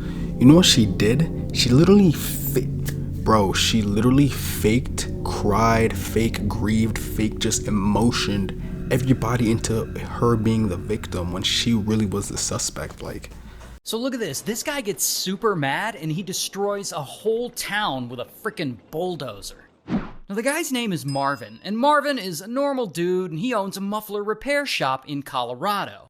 But Marvin also has a huge problem. Some jerk just bought the land next to his muffler shop, and they're building a big new concrete plant there. And this really sucks for Marvin, because a new concrete plant will block the road that customers use to access his muffler shop, and this would essentially kill his business, and he's not about to let that happen. Now, the guy building that concrete plant is actually a family, but that family is led by this guy, Cody. And so around 1997, Marvin and Cody, they go resolve this and they go into negotiations. And Cody offers to buy Marvin's land from him for $250,000. And Marvin likes this deal. But then he changes his mind and he asks for more money. So now the deal's at $375,000. And Cody agrees to pay it. But then Marvin ups his price again to $1 million. And Cody is definitely not going to pay that. So then, in 2001, the city finally gives Cody approval to build his new concrete plant on the land next to Marvin's. Now remember, this is going to block the road to Marvin's muffler shop and kill his business. And so of course, Marvin starts freaking out. He's going to city hall meetings, trying to block Cody from getting rezoning permits. He argues that the plant will not only bring a bunch of dust, but also a bunch of noise and truck traffic down the roads. And some community members even agree with Marvin. But in the end, the city ultimately approves Cody's construction. And soon, the new concrete plant goes up right next to Marvin's muffler shop. And poor Marvin, he is pissed. He hires an attorney and he tries to appeal the city's decision, but it still doesn't work. He then petitions to have a new road built so that his customers will be able to get to his shop. He even buys a bulldozer so that he can do a lot of the road building work himself. But apparently the city rejects these ideas too. And to make it worse, after all that, then boom, the city hits him with a $2,500 fine for what they say is multiple violations. Having broken down vehicles on his property, which seems like it would be part of his muffler business, but whatever. And also not being hooked up to the nearby sewer line. Man, this is just not going well for him. Now at this point, most people would admit defeat and they would probably give up. But Marvin, he can't let this go. He not only lost a bunch of money over this, but now he has to have his shop right next door to the plant he spent so much time and money trying to block. And so finally, bro just snaps. And that is when he comes up with a devious plan to punish not only Cody and his family, but to get revenge on the whole city for screwing him over. And so a few months pass, and Marvin ends up selling his land to a completely different party, and he has a few months left on his property before he has to move out. And so he goes and he gets that bulldozer he bought back when he had hoped to build his own road, and he plans to use his workshop and start turning that bulldozer into an armored war machine and use it to level Cody's concrete plant and also f*** up other buildings in the town. And so he gets to work. He welds thick steel plates onto the bulldozer and he fills them with concrete, basically making bulletproof panels. Here's a picture of it you can see. It's got panels all over it. And since the bulldozer is now covered with all these steel plates, he then mounts cameras around it so that he can see outside. And you can see this picture here. He has little monitors that he has to use in order to be able to see outside. And he also attaches 3 guns to the bulldozer, to the front, to the rear, and to the right side so that he can, shoot people. And so Marvin keeps working on this, and several months pass, and we're in 2004 now. And finally, he's done. His war machine is built, and it will become known as the Killdozer. So then the big day comes. Time for Marvin to use Killdozer to get his revenge. So on that day, he climbs into it, and he bolts the hatch door shut, and he starts it up. And immediately, kaboom, he smashes straight through the walls of his own workshop. Like he doesn't even open the shop door, he just drives right through the wall. Then, of course, he heads right to Cody's concrete plant. And bam, he plows directly into it, and he tears through the administrative office, and he smashes through a bunch of walls. And Cody, he's actually there, and he sees that his plant is being destroyed, and he's like, oh shit! And blam, blam, he fires a pistol at Marvin, but, that doesn't work. Then he jumps into one of his front-end loaders, and he tries to block Marvin from completely destroying the plant. And boom, they crash into each other. But the front-end loader is no match for Marvin's Killdozer. Killdozer easily pushes it out of the way. Marvin even uses those rifles attached to the Killdozer to fire at Cody. Luckily, he misses. And in the middle of all this chaos, police show up. And Marvin, he's like firing at them, and they're firing back at him. But whatever, he moves on. Once he's satisfied with how he destroyed the plant, Marvin leaves and he drives into the city. And soon enough, pow, he crashes into a cop car. Then, boom, he rams into a local business.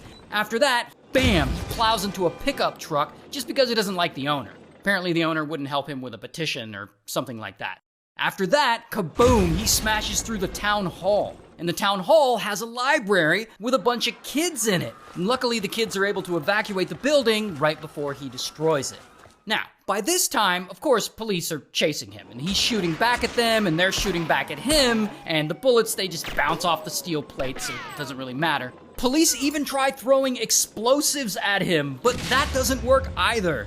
And so Marvin, he just keeps moving forward, and he keeps ramming into more and more buildings. He rams into the local bank where a woman on the zoning board works. I guess he's trying to get revenge on her. He smashes through the local newspaper office, which had once written articles about him, criticizing him. He even goes and knocks down the home and business of the former mayor of the town. And at one point, he uses one of the rifles to fire at these massive propane tanks near a senior housing complex. I guess he's trying to blow them up too.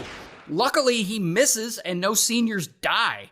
And so all this destruction goes on for about an hour and a half. And in that time, Marvin ends up destroying around 13 buildings total. And he causes more than $5 million in damages. And now luckily at this point, no one has died. I mean, he's almost killed a bunch of people, not just cops, but like random citizens too. And police, they have no idea how to stop him. And so it seems like Marvin, he's just gonna keep going until this whole town is destroyed. Until Marvin finally screws up. He heads for a nearby hardware store, which is owned by a former town board member that he wants to get revenge on. And so he gets there and kaboom, he starts smashing through it. But then, suddenly, Killdozer won't move anymore. The hardware store has a small basement in it, and the bulldozer had driven over that basement and it had started to sink into it. Plus, Killdozer has a bunch of radiator damage, so it's just not moving anymore. And Marvin is screwed. And so the SWAT team, they're nearby, and they've been following him the whole time. And they see that he's now stuck, and they know that now is their chance. And so they rush over to the Killdozer, and they surround it, and they start trying to break into it. But they just can't, because remember, Marvin sealed himself in there. Meanwhile, Marvin, he knows that this is the end. So before the SWAT team can enter the dozer, he takes out a pistol and blam. You guys seem to like these ones, so I'm back with more weird gadgets and weapons throughout history. This is the people sniffer from the Vietnam War. This was just basically a giant ammonia detector, and ammonia is very present in human sweat, so they would just scan the brush for sweaty people. It didn't work all that well, but it detected campfires really well, so they kept it for that purpose. Yeah, here's a sniffer on a helicopter. The enemy learned how to counter this, by the way. They would just piss into buckets and leave buckets of urine around everywhere. It's kind of gross. Up next, we got a homing beacon deployed by the U.S. Air Force, but you're not going to guess what's next. The Vietnamese kept destroying the United States sensors on the trails, so they had to disguise them. And what do you think they disguised it as? Now you got poop sensors.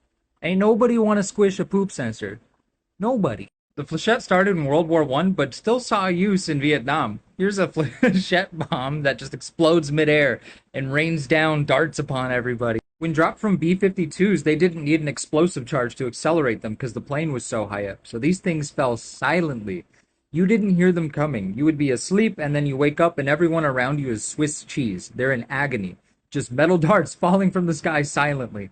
This one was just good thinking. They decided to put grenades in jars, and they would pull the pin, but the spoon couldn't open up to activate the fuse yet.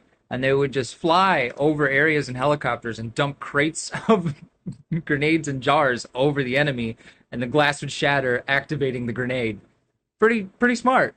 How scary is the U.S. military, really? One time, the U.S. Navy got upset and destroyed half of Iran's naval fleet. During the Iran-Iraq conflict, Iran decided to cut Iraq's income source, oil exports. The plan was simple: turn Iraq's boats into submarines. It worked well, but by doing so, Iran committed a cardinal sin, raising gas prices for the West. The collective West went, "What the duck?" And you guessed what happened next. America started the largest naval operation in the last 100 years and went on to protect the tankers. Iran, with a high IQ move, decided to double down, and they put mines all over the waters there. USS Samuel struck one of them. The USA decided to issue a proportional response, but apparently the US Navy did not hear the proportional part. Shortly after that, 2 of Iran's oil rigs became new coral reefs. Iran had 2 modern battleships. Both were gone. Best of all, it was only an 8-hour operation, a standard workday, so there was no time for anyone to stop it. Iran then sued the USA, saying that their response was not proportional, but the USA said they'd better pray to never see their non-proportional response. Please follow, and please do not mess with U.S. ships. Thing that brought down the UFO, the famous UFO from 1947 in New Mexico, right? The Roswell incident. That was a scalar beam that came from the United States military, most likely engineered or reverse engineered from Nikola Tesla's documents. They discovered that scalar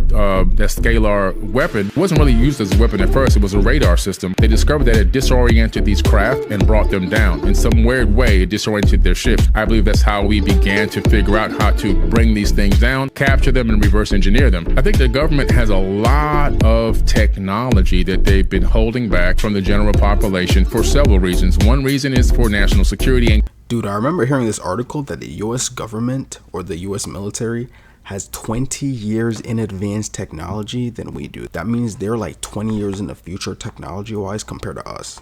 The US military now has wall hacking technology called ENVGB, which stands for Enhanced Night Vision Goggle Binoculars. Using white phosphor tubing and thermal overlay, the system clearly outlines people, distinguishing them from the background. Now, wall hacking technology is actually crazy. 3 classified military weapons that are being developed by the USA.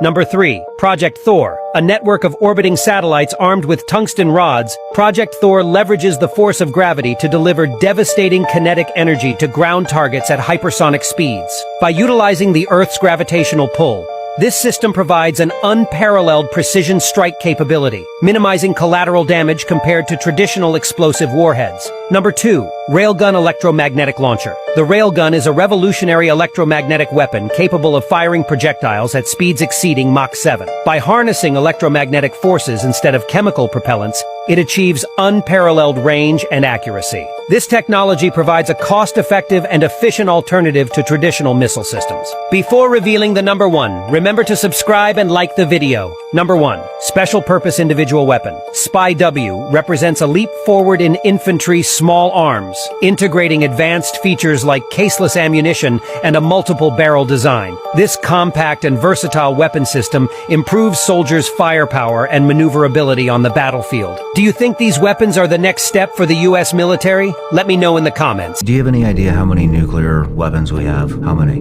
On ready for launch status, meaning they're forward deployed, meaning they can be launched in seconds or minutes from the president's order. Seconds or minutes. We have 1,770.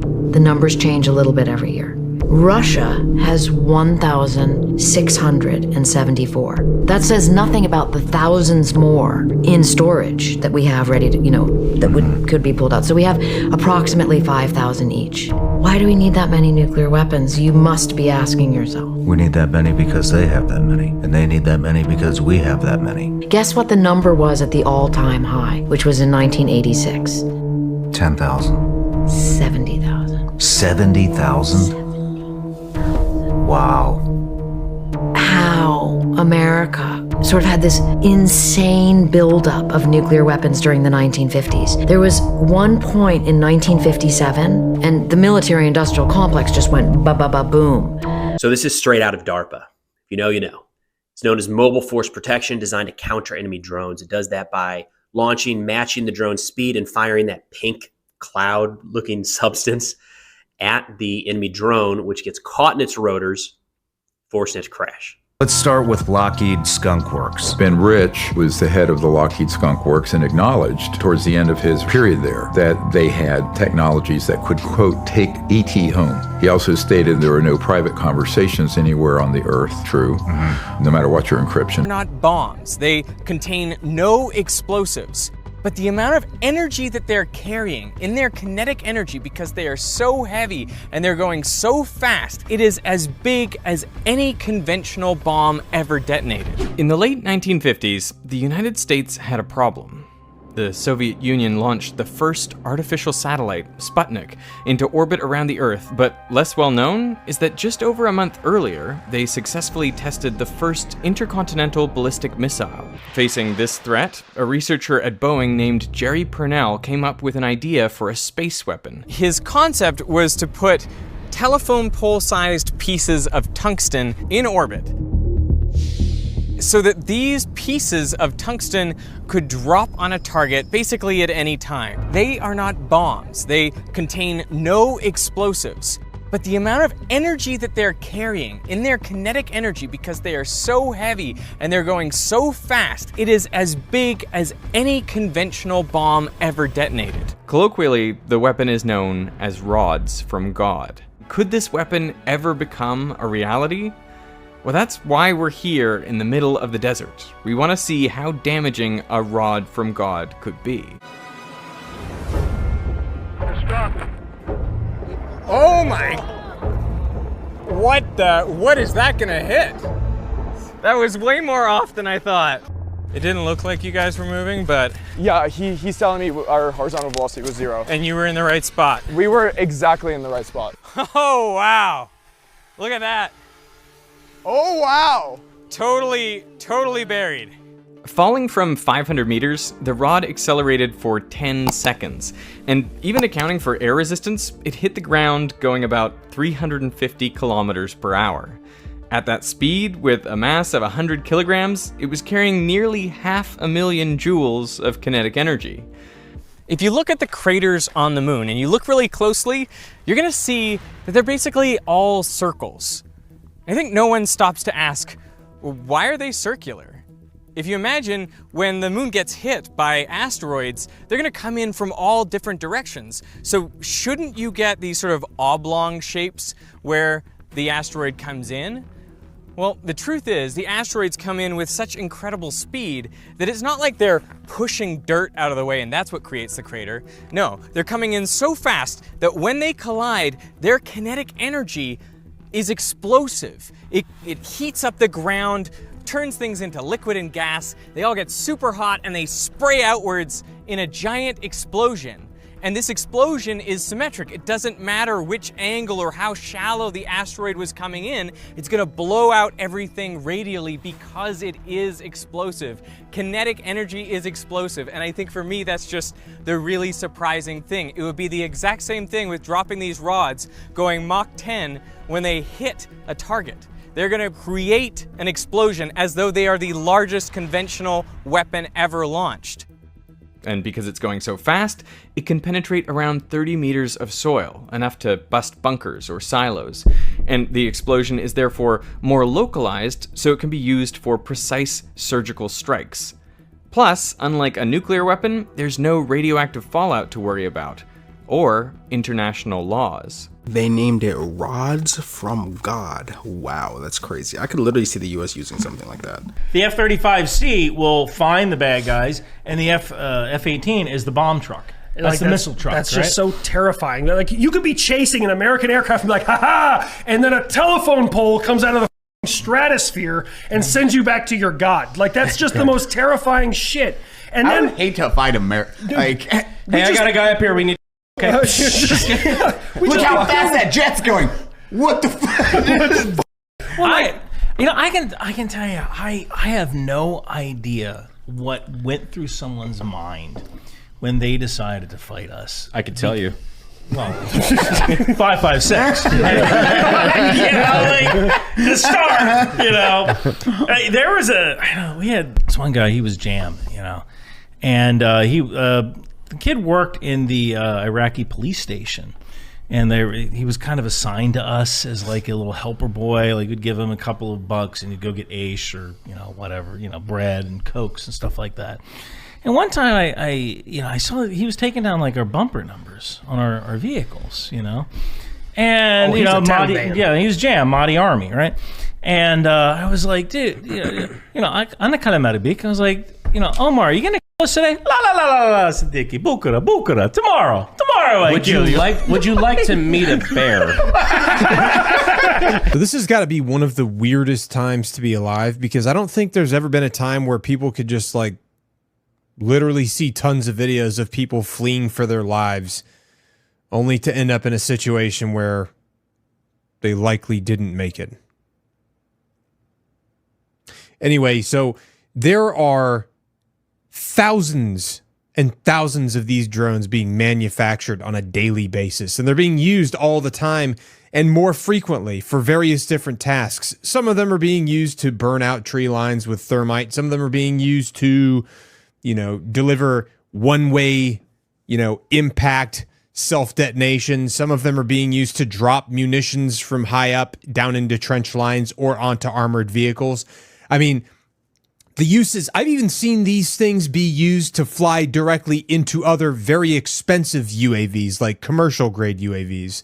So it is weird times that we're living in. If battleships were such an iconic part of naval warfare, then why does almost no navy use them anymore? Well, battleships only really made sense when naval warfare was much more basic before World War II. Airplanes and advanced anti-ship missiles weren't a thing yet. It was simply ship-to-ship fighting, so you might as well make your ship big and beefy with heavy armor to win. But armor stopped mattering as much once guided anti-ship missiles became so powerful that they could take out a battleship regardless of its armor. That's why today, the naval ships we do have, like destroyers, frigates, and cruisers, have very little armor, but are faster, smaller, and cheaper than battleships are. And they rely on much more sophisticated ways of defending themselves, like advanced radar systems to detect incoming guided missiles, surface-to-air missiles that can intercept those incoming missiles, jammers to electronically mess with the guidance system the enemy missiles use, and decoys that can mimic the electronic signatures of your ship and divert the enemy's guided missiles to the decoy. Not only that, but once aircraft became a thing, they could simply destroy battleships far too easily. The bigger, heavier, and slower the ship was, the easier it was for airplanes to target and bomb them. And on the other hand, it was much harder for a battleship to target a small and fast airplane, putting it at a massive disadvantage. This is why, after the United States learned all of this firsthand in World War II, the US Navy deactivated almost all its battleships and put them in its reserve fleet as early as 1947. And in 1991, removed all battleships from service completely. But all of this raises one big question: how are tanks still a thing? I mean, aren't they also big and slow where they can just be destroyed by guided anti-tank Javelin missiles? Well, one big difference is that tanks can be protected by infantry in combined arms warfare, where your infantry can cover your tank's weaknesses and take out the enemy anti-tank team before the enemy anti-tank team takes out your tank. And obviously there are no infantry in the ocean, so battleships don't have this support. So to oversimplify it, big armored battleships were great when they were just fighting other ships. They stopped being really great once missiles and aircraft became a thing, and being big and slow made things worse for them. And they don't have any of the infantry or ground protections that tanks have because they're out in the wide open ocean. So that's why they aren't viable anymore.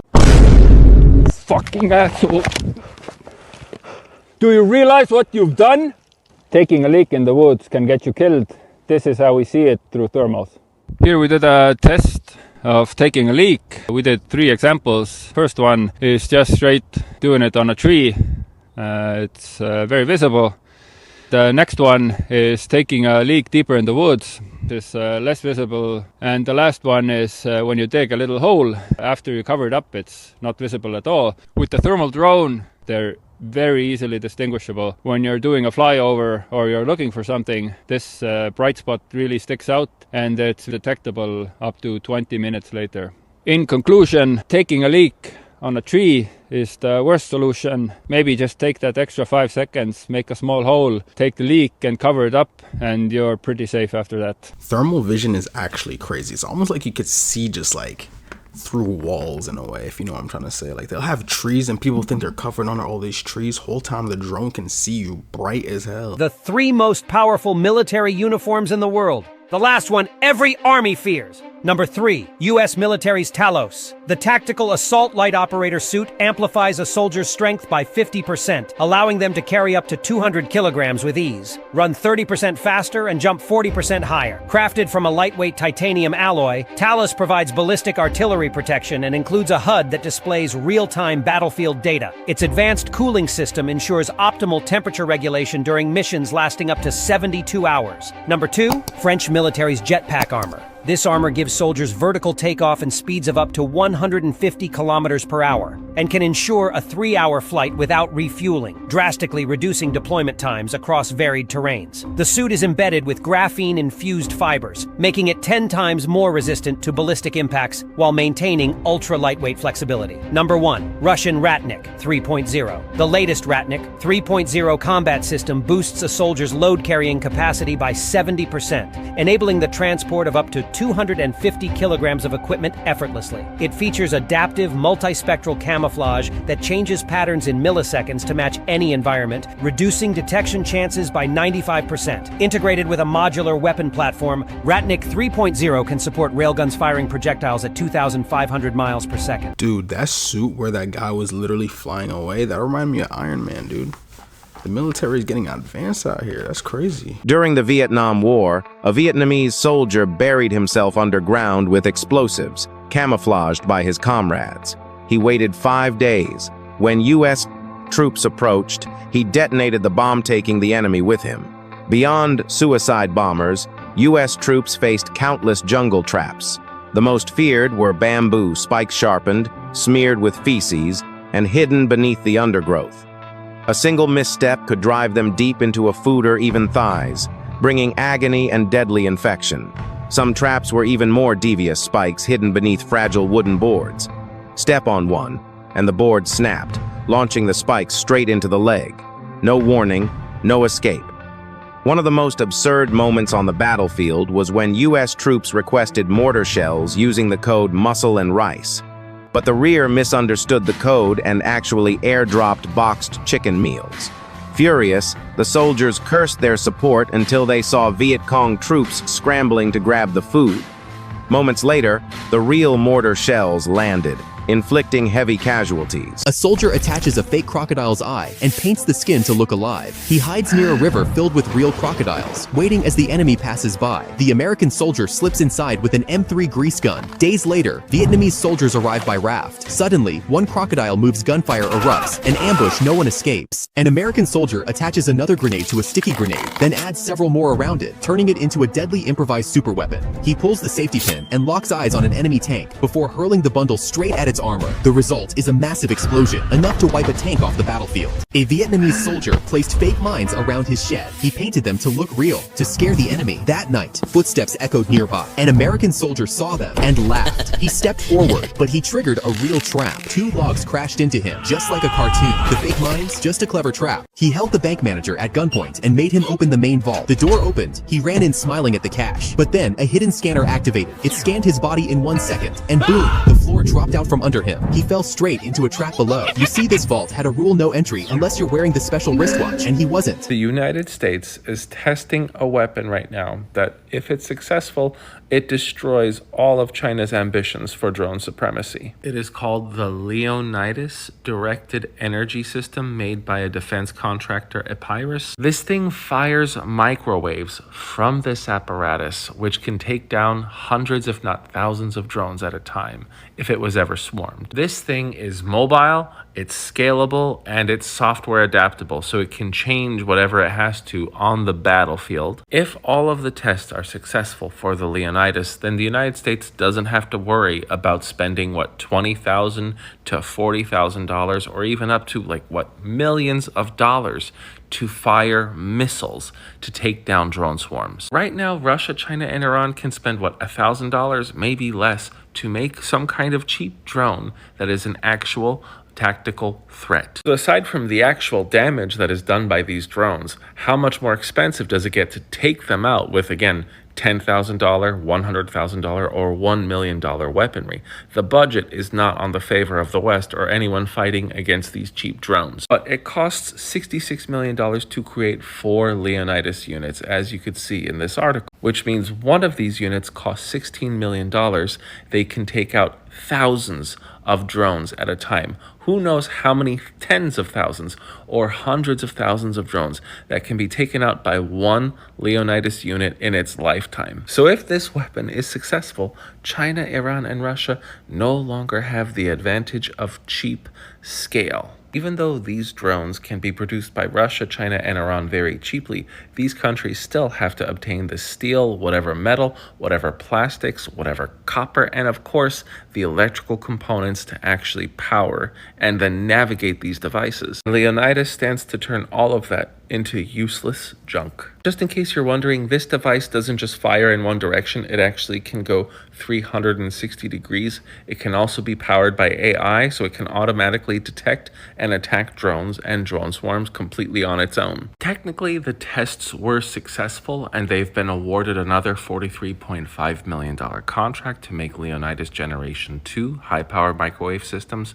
but they have not been fully implemented across the entire armed forces. In fact, the CEO of Epirus said that their prototypes were put through the ringer and they emerged from sophisticated testing with favorable outcomes. In fact, last year they were actually deployed and used in operations in the Middle East and the Indo-Pacific, and the Army says it went very well. And it looks like the second generation that was talked about earlier can produce more than 30% of the power that the first generation could, and it has larger range. But even this operational deployment is a level of testing, but it is looking pretty good. And if all of its operational deployments are successful and the US military starts mass producing these bad boys, what on earth are China, Russia, and Iran going to do? Well, Iran, they're just picking up the pieces of what was done to them a few weeks ago. But Russia, China, they're completely done. Anyway, I thought this was pretty cool, and I hope you guys enjoyed it. Somewhere in rural Tennessee, pilots call it the Echo Zone. There's a triangle-shaped road surrounded by dense forest. No signs, no label, just a single vehicle sitting completely still. At first glance, it looks like a random intersection. Locals report strange sounds at night, like jet engines deep underground. Others swear they've seen aircraft disappear into the hillside. Satellite images show reinforced entrances. Disguised as natural terrain, experts say this could be a Cold War era underground airstrip. Still active, still watching. There's no official record of this place. No one's allowed near it, but one thing's clear. This isn't just an abandoned road. This is a hidden base, one built to never be found. They call it Area Echo. There are certain rules to tunnel warfare.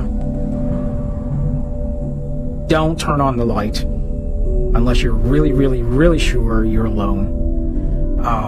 Use your senses.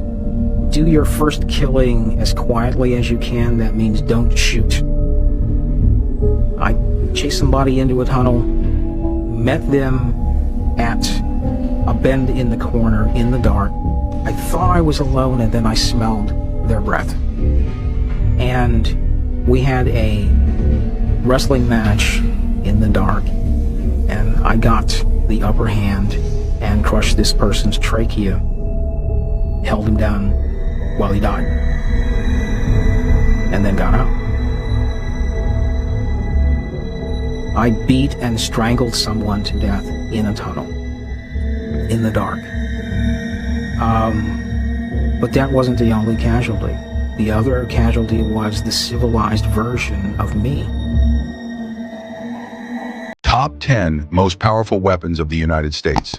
Number 7, Zumwalt-class destroyer. The Zumwalt class is the U.S. Navy's next-generation stealth destroyer, measuring 183 meters in length with a full load displacement of 14,000 tons. Its stealth design reduces radar detectability by over 90%. Equipped with an electromagnetic railgun and next-generation missile systems, it showcases advanced naval warfare technology. Number 6, F-22 Raptor fighter jet. The F-22 is the world's first fifth-generation fighter, featuring stealth, super cruise, and beyond visual range combat capabilities. Its twin advanced engines allow it to cruise at Mach 1.8 without afterburners and execute high-angle maneuvers like vertical 90-degree climbs, making it a pinnacle of aerial combat. Number 5, Ford-class aircraft carrier. The Ford class is the world's largest and most advanced aircraft carrier, measuring 337 meters in length with a full load displacement of 110,000 tons. Can accommodate 75 generation stealth fighter jet, which can launch via electromagnetic catapults or vertical takeoff.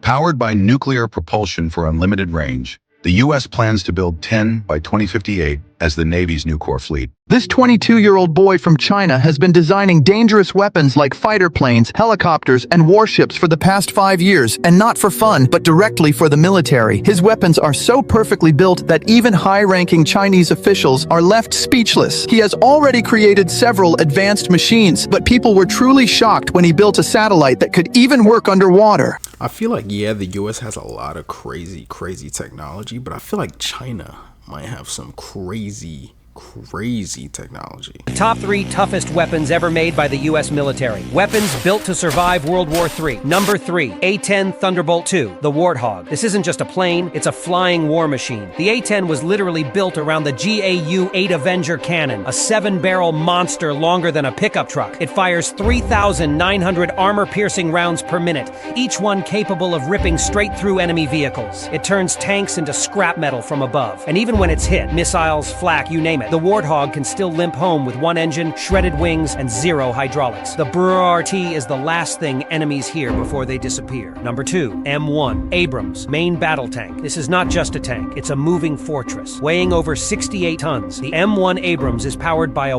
500 horsepower turbine engine, the same kind used in jets. It can reach speeds of 45 miles per hour on road, punch through enemy lines, and survive RPGs, IEDs, landmines, and even direct hits. Its 120 mm smoothbore cannon is deadly accurate. It can hit and destroy targets over 2 miles away. Since its introduction in the 1980s, not a single Abrams has been destroyed in head-to-head tank combat. It's not just a symbol of power, it's battlefield dominance on treads. Number 1, B-52 Stratofortress. The B-52 isn't just old, it's immortal. This long-range bomber entered service in 1955 and is still one of America's deadliest tools of war. It can carry up to 70,000 pounds of weapons, including nuclear bombs, cruise missiles, and precision-guided munitions. With a range of 8,800 miles without refueling, it can strike anywhere on the planet in a single mission. The Air Force plans to keep the B-52 flying until at least 2050, meaning it will have served nearly 100 years. No aircraft in history has done more for longer. It's the definition of unstoppable. It's not fast. Its top speed is just 0.95 Mach. But here's the thing. It doesn't need to be fast, because you'll never see it coming. This is the B-2 Spirit bomber, the only true stealth bomber in the world. Its wingspan stretches 172 feet, almost half the length of a football field. Maximum takeoff weight, over 370,000 pounds. It can fly 7,000 miles non-stop, and with just 1 refuel, it can reach 11,200 miles. It can literally cross half the planet. But what makes it terrifying is its stealth. Its radar signature is only 3.5 square feet. On radar, it looks like a small bird. It uses 4 turbofan engines, each pushing 19,000 pounds of thrust. But the air intakes are on the back. The exhaust is hidden inside the body, designed to cut heat and sound. Fuel burn? Insane. It burns about 4,200 gallons per hour. One mission? Just the fuel can cost $2.7 million. Its weapons? Completely hidden. It can carry up to 40,000 pounds. From cruise missiles to heavy bombs to cluster weapons. This is the Air Force's most expensive Ghost. It can fly right past you, and you'd never know it was there. A weapon that can send a voice into your head without a sound. It's real, it's patented. Voice-to-Skull, or V2K, is a real concept from military and tech patents. The goal: deliver audio signals directly into a target's brain using microwaves or directed sound. Patents filed in the early 2000s describe audible speech with no external source, silent sound spread spectrum, the ability to implant ideas via voice-based suggestions. Some whistleblowers say V2K has been used in psychological operations. Others claim it's tested on civilians, often dismissed as delusions. But the tech exists, and that's not a theory. This is File 030, Voice-to-Skull technology. Visit theclassifiedfiles.com. Follow classified intel to stay inside the signal. Dude, if that is a real thing, we as the public, we're toasted, dude. They could literally implant thoughts into your brain with technology. That's crazy. How quickly do you take out everyone in this room? From my position now, 7 seconds. I'm gonna flip the table, I'm gonna run that way so you can't get out of the door, and I'm gonna comb you all back over here. Yeah. I'm gonna just funnel everybody into one corner and, yeah. No, I wouldn't do that. This is the world's largest military aircraft, the C-5 Super Galaxy. It is 247 feet long. That's 2.5 blue whales. The wingspan is 222 feet. This massive unit requires 18 wheels, which you can only kind of see because the aircraft is actually lowered because of the hydraulics, and it's lowered so that when the nose is open, it's easier to get things inside. This is absolutely massive. This is the cargo space of a C-5 Super Galaxy. They would fit so much stuff in here, from satellites, tanks, like Black Hawk. And you can tell they had a lot of cargo because on the floor, we have all these D-rings for ratchet straps. And then on the wall, we have here these massive clamps for ratchet straps. And for the really, really big stuff, they have chains. 25,000 pounds of capacity for these chains. So that's some heavy equipment. Now I want to show you something really cool. If we got to run, we got a lot of space. We're going up here. And this is the flight deck.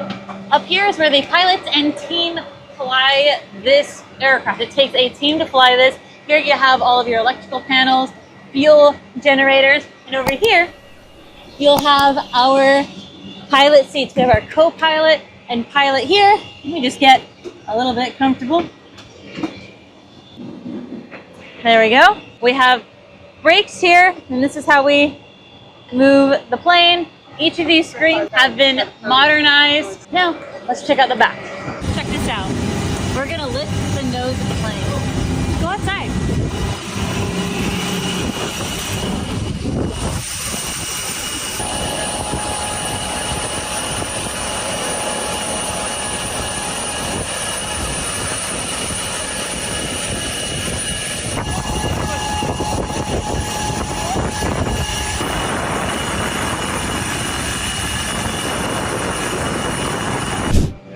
Here we have one emergency escape exit. We keep going. We got one dorm.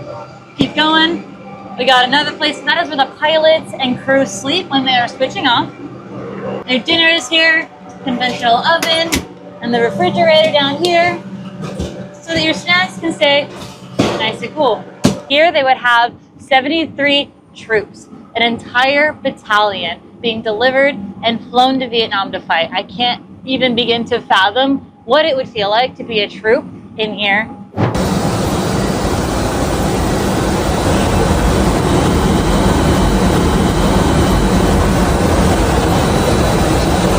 This is the flight deck of the C-5 Galaxy cargo. This plane will never enter enemy territory, but it can destroy an entire air force without firing a shot.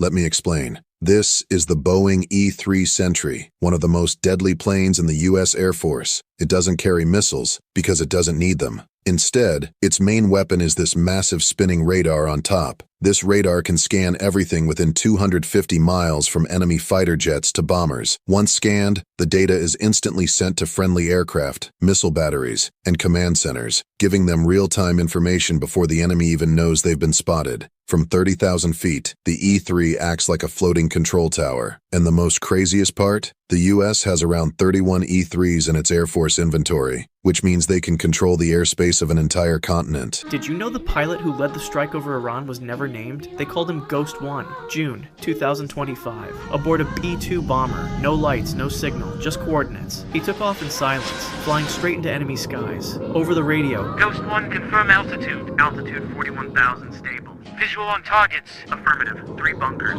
armed and hot. he had one final message from base. Execute. Authorization level red. No debate, no hesitation. Copy that. He whispered, For my kids. and pressed the release. In less than 15 seconds, the earth below shattered. Cameras captured the flashes. 3 nuclear facilities gone. Tehran went dark, sirens screamed, people ran. Ghost 1 was already gone. He didn't ask for praise. He didn't start the war. But that night, he might have stopped the world from ending or set it on fire. Now intelligence says Iran is regrouping, and Ghost 1, he's still flying, waiting for the next call. It seems like it's just around the corner, knocking at the door. Yeah, man, them B-2 stealth bombers, dude. That's one of the US's most deadly stealth bombers right now, because Iran had no idea that was even there. Just out of nowhere, boom! Nuclear facility gone. I know they're mad about that. I'm surprised they haven't really retaliated yet, because I literally try to go to NYC as least as possible this summer because of that strike, and nothing happened. So hopefully it stays that way. Thank you all for watching this here video. Please like and subscribe.